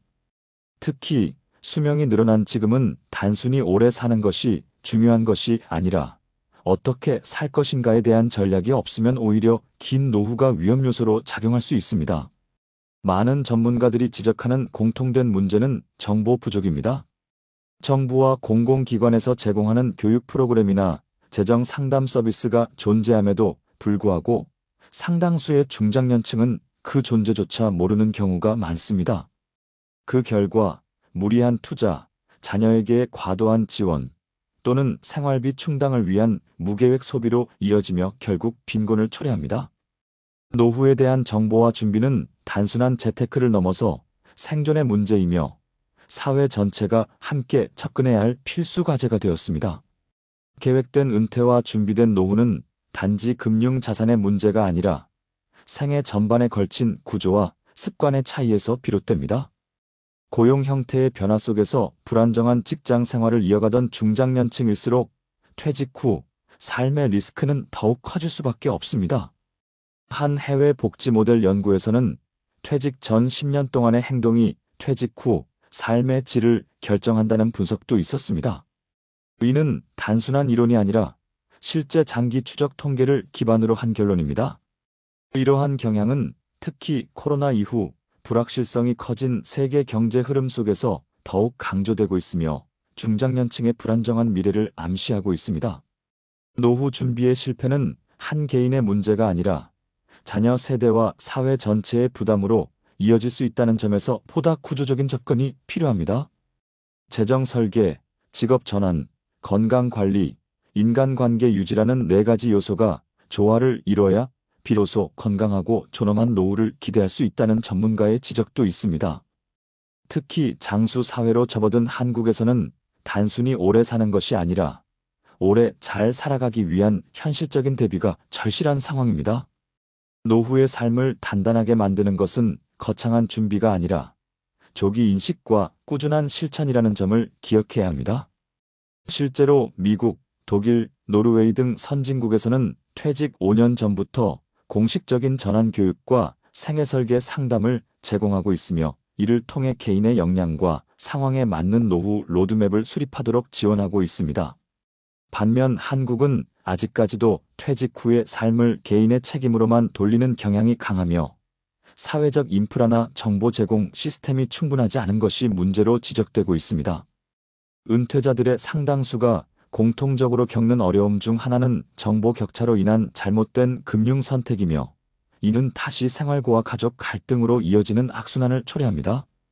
특히 자녀의 결혼, 취업, 주택 마련 등을 이유로 본인의 자산을 과도하게 사용하거나 고위험 금융상품에 투자하는 경우가 적지 않은데, 이러한 결정이 노년의 삶을 송두리째 흔들 수 있다는 경고도 나오고 있습니다. 전문가들은 중장년층을 대상으로 한 맞춤형 정책, 교육, 커뮤니티 기반 지원 체계가 갖춰져야 진정한 의미의 노후 안심 사회가 가능하다고 말합니다. 결국 우리는 지금 어느 때보다도 더 빨리 노후 준비를 시작해야 하는 시대에 살고 있습니다. 그렇다면 이런 문제를 해결하려면 우리는 무엇을 해야 할까요? 퇴직 이후 삶이 위기가 아닌 기회가 되기 위해선 보다 구체적이고 실질적인 준비가 필요합니다. 전문가들은 먼저 사전 인식을 가장 중요하게 꼽습니다. 40대부터 자신의 퇴직 시점과 이후 소득 공백을 계산해보고 개인연금과 국민연금 수령 시기를 전략적으로 조정해야 한다는 것이죠. 또한 중장년층은 무리한 부동산 투자보다 안정적인 현금 흐름을 만들 수 있는 자산 구조를 고민해야 하며, 이를 위해 금융교육을 받는 것이 중요합니다. 실제로 서울시 50플러스 재단에서는 50대 이상 중장년을 대상으로 재무설계, 인생 이막 직업 찾기, 기술 습득 과정 등을 운영하고 있으며, 일정 수료 후에는 취업 알선이나 창업 멘토링까지 연계되고 있습니다. 부산시 역시 인생 재설계 프로그램을 통해 퇴직자를 위한 진로 설계, 심리 상담, 자격증 과정 등을 지원하고 있고, 대전광역시는 시니어 인턴십 제도를 통해 중소기업과 연계한 고령자 고용을 장려하고 있습니다. 이러한 지자체 프로그램들은 대부분 무료로 제공되며, 실업급여 수급자 외에도 일반 시민 누구나 신청할 수 있도록 문턱을 낮추고 있다는 점에서 주목할 만합니다. 뿐만 아니라 건강 문제를 미리 관리할 수 있도록 각 지역 보건소에서는 정기 건강검진과 만성질환 예방 프로그램도 병행 중입니다. 노인 맞춤 돌봄 서비스 역시 확대되고 있어 일정 기준 이하의 노인 가구에는 생활지원사 파견과 함께 식사, 약, 복용, 정서 지원 등이 포함된 통합 돌봄이 제공되고 있습니다. 해외의 사례도 참고할 만합니다. 일본은 고령자 고용안정법을 통해 65세까지의 고용 연장을 법적으로 보장하고 있으며, 은퇴 후에도 재교육을 통해 직무 전환을 쉽게 할 수 있는 환경을 조성하고 있습니다. 독일은 생애 경력 개발 모델을 도입해 50대 이상의 노동자가 새로운 기술을 익히거나 자격을 갱신할 수 있도록 정부가 학습비의 일부를 지원하며, 이를 통해 중장년층의 노동시장 이탈을 줄이고 있습니다. 영국은 퇴직 전후 5년을 핵심 준비기로 규정하고, 그 기간 동안 생애설계, 코치와의 1:1 상담, 가족 재정 컨설팅, 건강 위험 평가를 종합적으로 지원합니다. 이처럼 선진국들은 고령화 문제를 개인의 책임으로만 두지 않고 국가 차원의 정책과 지역 사회의 협력 체계를 바탕으로 체계적인 대응을 하고 있습니다. 우리나라 역시 정부와 지자체, 민간이 협력해 더 촘촘한 안전망을 구축할 필요가 있으며, 특히 퇴직 후 일자리와 교육, 건강, 정서적 지원이 통합된 플랫폼이 절실한 시점입니다. 개인 단위에서도 지금부터라도 작은 실천을 시작할 수 있습니다. 동주민센터를 통해 복지관 프로그램을 확인하거나 지역 평생교육센터에 등록해 자격증 하나를 취득해보는 것만으로도 삶의 방향은 달라질 수 있습니다. 자녀에게 모든 걸 맡기는 대신 자신이 스스로 선택하고 책임지는 삶의 자세를 갖는 것이 가장 현실적인 준비입니다. 궁극적으로는 단절되지 않고 소속감을 유지할 수 있는 환경이 노년의 존엄을 지키는 핵심이 되며, 그런 기반은 정책과 개인의 노력이 함께 만들어야 한다는 것이 전문가들의 공통된 견해입니다. 또한 중장년층의 심리적 회복 탄력성을 높이기 위한 프로그램도 필요합니다. 서울 성북구에서는 중장년을 위한 심리 안정 워크숍을 정기적으로 개최하고 있으며, 스트레스 완화와 정서적 안정감 형성을 위해 명상, 미술 치료 등을 병행하고 있습니다. 은퇴 후 고립되기 쉬운 사회적 관계를 유지하기 위해 광주광역시는 지역 커뮤니티 센터를 중심으로 한 세대 통합 교류 프로그램을 운영하여 고령자와 청년층이 함께 활동할 수 있는 기회를 제공하고 있습니다. 이러한 활동은 단순한 여가를 넘어 세대 간의 상호 이해와 정서적 지지를 형성하는 데 큰 도움이 된다고 평가받고 있습니다. 정부 차원에서도 고용노동부는 작년 고용촉진 종합대책을 통해 이력서 작성부터 면접 컨설팅, 채용 연계까지 지원하는 새로 일하기 센터와 같은 창구를 확대하고 있습니다. 특히 이 센터는 중장년 여성의 사회 복귀를 위한 특화 과정도 마련하고 있어 은퇴 이후에 제2 경력을 찾는 데 실질적인 도움이 되고 있습니다. 노후 준비는 단지 돈을 모으는 것에 그치지 않습니다. 교육, 건강, 인간관계, 감정 관리까지 모두를 아우르는 총체적 삶의 설계가 필요합니다. 이에 따라 많은 지자체에서는 100세 시대 인생 재설계 과정을 개설하고 있으며 이는 단순한 강의가 아니라 개인별 생애 주기에 맞춘 맞춤형 코칭으로 구성되어 있습니다. 전문가들은 말합니다. 노후는 피해야 할 시기가 아니라 오히려 꽃 피울 수 있는 시기라고요. 하지만 그렇게 만들기 위해선 철저한 계획과 실천이 필요합니다. 작은 실천 하나가 결국 열매가 되어 돌아오는 것이 노후의 시간입니다. 그 실천의 시작은 오늘, 지금 이 순간일지도 모릅니다. 또한 최근 일부 지자체에서는 은퇴자 대상 디지털 교육도 확대하고 있습니다.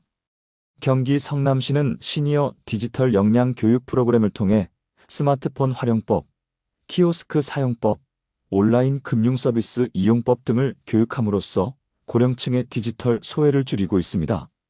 이런 기술 습득은 단순한 편의성 향상을 넘어 중장년층의 사회 참여 기회를 넓히고 정보 접근성을 강화하여 더욱 주체적인 노후 생활을 가능하게 합니다. 궁극적으로 노후는 사회와의 연결 속에서 살아갈 때 더욱 의미 있게 유지됩니다. 1. 관계, 건강, 학습, 감정이라는 5가지 축이 균형을 이룰 때 비로소 존엄한 노후가 완성된다는 말을 기억해야 합니다. 노년의 삶을 단단하게 만드는 일은 결코 멀리 있지 않습니다. 지금 우리가 발 딛고 있는 지역 사회 속에서 이미 시작할 수 있는 기회는 충분히 존재합니다. 모든 세대가 함께 공존하는 사회를 만들기 위해서는 노인을 단순히 돌봄의 대상이 아닌 함께 살아가는 동반자로 인식하는 시선이 필요합니다. 이제는 개인의 각오만으로는 부족합니다. 사회가 함께 설계하고 함께 책임지는 함께하는 노후가 실현되어야 할 때입니다. 여러분이 바로 그 변화의 주인공이 될 수 있습니다. 준비된 내일은 오늘의 작은 실천에서 시작됩니다. 저물녘 햇살에도 꽃은 핍니다. 지는 해 아래에서도 따뜻한 온기가 있습니다. 여러분, 앞서 소개해드린 2사람의 인생 이야기 기억하시나요? 한 사람은 대기업에서 50대 후반에 퇴직한 후 제대로 된 준비 없이 가족과의 평온한 일상만을 꿈꿨습니다. 하지만 불과 1년도 채 지나지 않아 새벽 4시 어두운 물류창고에서 박스를 나르는 일로 하루를 시작하게 되었죠. 온몸은 파스투성이었고 마음은 상실감으로 가득 찼습니다. 자신의 지난 노력이 무색하게 느껴지는 순간들이었습니다. 반면 또 다른 사람은 비슷한 시기에 퇴직을 맞이했지만 몇 년 전부터 철저히 준비해왔습니다. 경제적인 대비는 물론 일과 관계, 건강과 감정 관리까지 균형 잡힌 삶의 설계를 이어갔죠. 그는 50대 중반부터 지역의 평생교육센터에 등록해 자신에게 맞는 기술을 배웠고 퇴직 후에는 소일거리처럼 시작한 일에서 의미와 보람을 찾으며 정서적으로도 안정된 삶을 이어가고 있습니다. 무엇보다 스스로 선택한 삶에 대한 자부심과 여전히 쓸모있다는 감각은 그를 웃게 만들었습니다. 이 2사람의 차이는 한순간의 행운이나 재산의 차이가 아니었습니다. 바로 준비와 실천이었죠. 같은 시간 속에서 어떤 선택을 하느냐에 따라 우리의 노후는 전혀 다른 얼굴로 다가옵니다. 여러분, 아직 늦지 않았습니다. 지금이 바로 시작할 수 있는 가장 이른 순간입니다. 자신의 삶을 누구보다 깊이 이해하고 내일을 위해 오늘 한 걸음 내딛는 것. 그것이 우리가 지켜야 할 인생의 존엄이며 우리 스스로를 위한 가장 큰 선물이 될 것입니다. 눈물이 흐를 만큼 고단한 날도 있었겠지만 그 눈물이 오늘 이 영상의 마지막에서 희망의 눈물이 될 수 있기를 바랍니다. 여러분의 남은 인생이 언제나 따뜻한 햇살처럼 빛나기를 진심으로 응원합니다. 월 19만 원. 그게 전부였습니다. 국민연금만 믿었던 그 남자는 지금 자식도 피하고 있는 현실을 마주하고 있습니다. 여러분, 혹시 이런 생각 해보신 적 있으신가요? 나도 저 나이쯤 되면 연금으로는 충분히 살 수 있겠지. 그런데요, 경기도 안산에 사는 68세 김선태 씨는 은퇴 후 처음 받은 국민연금 통장 내역을 보고 며칠을 말없이 앉아 있었다고 합니다. 한 달에 19만 원. 그게 그가 수십 년 동안 일하고 납입한 연금의 현실이었습니다. 더욱 충격적인 건 영상 속 다른 어르신들도 대부분 비슷한 상황이라는 겁니다.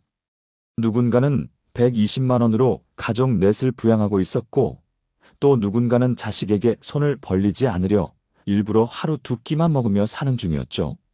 지금 이 영상을 끝까지 보지 않으시면 여러분도 똑같은 현실에 놓일 수 있습니다.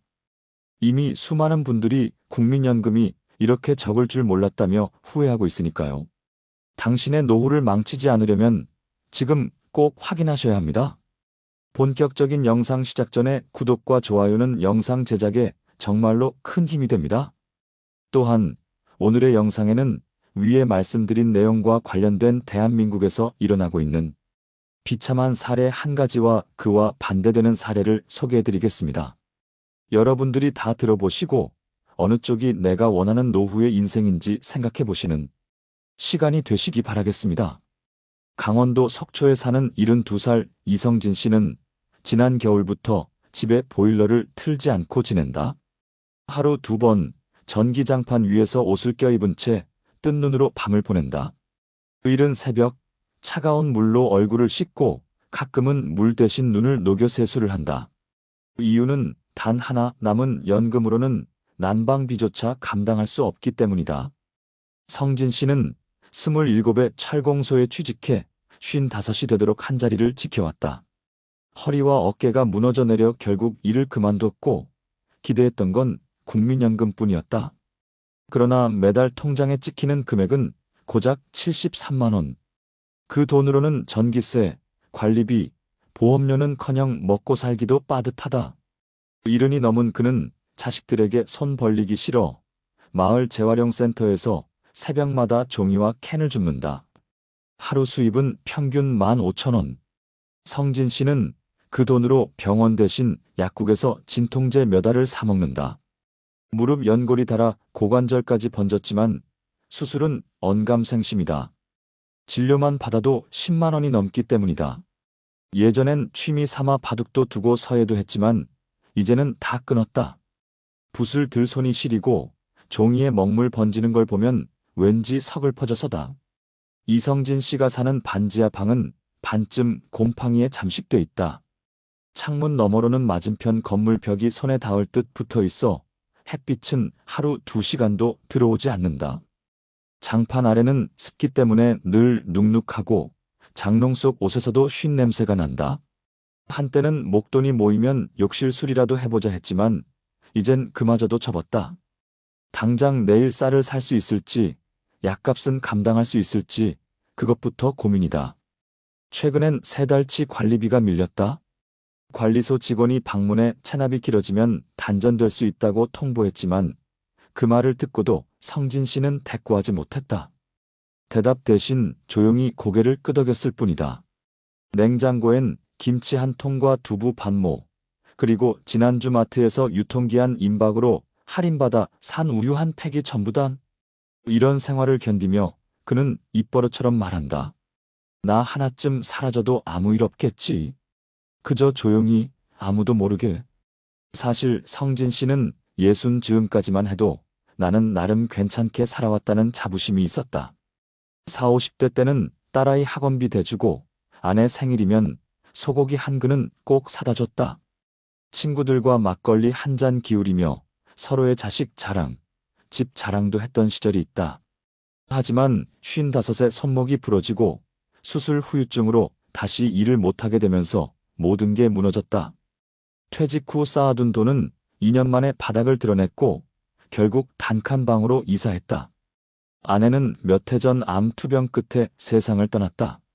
그 뒤로는 말수도 줄고 사람도 만나지 않게 됐다. 하루 일과는 늘 같다. 새벽 4시에 일어나 작은 배낭을 메고 나가 동네 상가 골목을 돈다. 종이박스는 무겁고 캔은 부피가 커서 술에도 제대로 끓지 못하지만 그냥 한다. 그러다 비 오는 날이면 나가지 못하고 하루 종일 방 안에만 있게 되는데 그게 더 힘들다. 생각이 많아지기 때문이다. 내가 뭘 잘못했나? 왜 이렇게까지 됐나? 이런 자문을 수백 번도 넘게 해봤지만 답은 없었다. 전화기를 보면 저장된 연락처가 채 10개도 안 된다. 그나마도 요즘은 누구한테 먼저 전화하는 일이 없다. 자식들도 바쁘다는 걸 알기에 괜히 불편하게 만들고 싶지 않다는 생각이 먼저 든다. 딸은 결혼해 부산으로 갔고 아들은 지방에 있는 작은 회사에 다닌다. 한 번은 겨울에 전기장판이 고장 나 한밤중에 이불을 덮고 벌벌 떨던 날 아들에게 연락할까 말까 하다 결국 하지 않았다. 이 늙은이가 또 징징대는구나라는 말이 돌아올까 두려웠다. 그런 상황 속에서도 성진 씨는 여전히 뭔가를 기대하고 있다. 아니, 기대라기보다는 작은 바람이다. 내일은 조금 따뜻했으면 좋겠어. 바람이 덜 불고 하루쯤은 웃을 일이 하나쯤 있었으면 좋겠어. 그는 한 달에 한 번씩은 마을 복지관 앞을 서성인다. 식사 배식 시간이 지나고 자리를 정리하는 자원봉사자들이 남긴 김치찌개 냄새만 맡고 돌아온 적도 많다. 괜히 눈 마주칠까봐 고개를 푹 숙이고 뒷걸음질로 벗어난다. 한 달에 한 번 오는 국민연금 수령일이 그의 유일한 기다림이다. 그날은 아침부터 우체국 앞에 서성인다. 통장에 들어온 73만 원 중에서 5만 원은 즉시 월세로 나가고 15만 원은 병원비와 약값을 대비해 통장에 남겨둔다. 남은 돈으로는 쌀, 달걀, 김치, 가장 싼 식용유 정도만 구입하고 나면 거의 끝이다. 그래서 그가 마트에서 가장 오래 머무는 곳은 유통기한 임박 코너다. 며칠 더 두고 먹으면 안 되겠나라며 꼼꼼히 들여다보는 모습은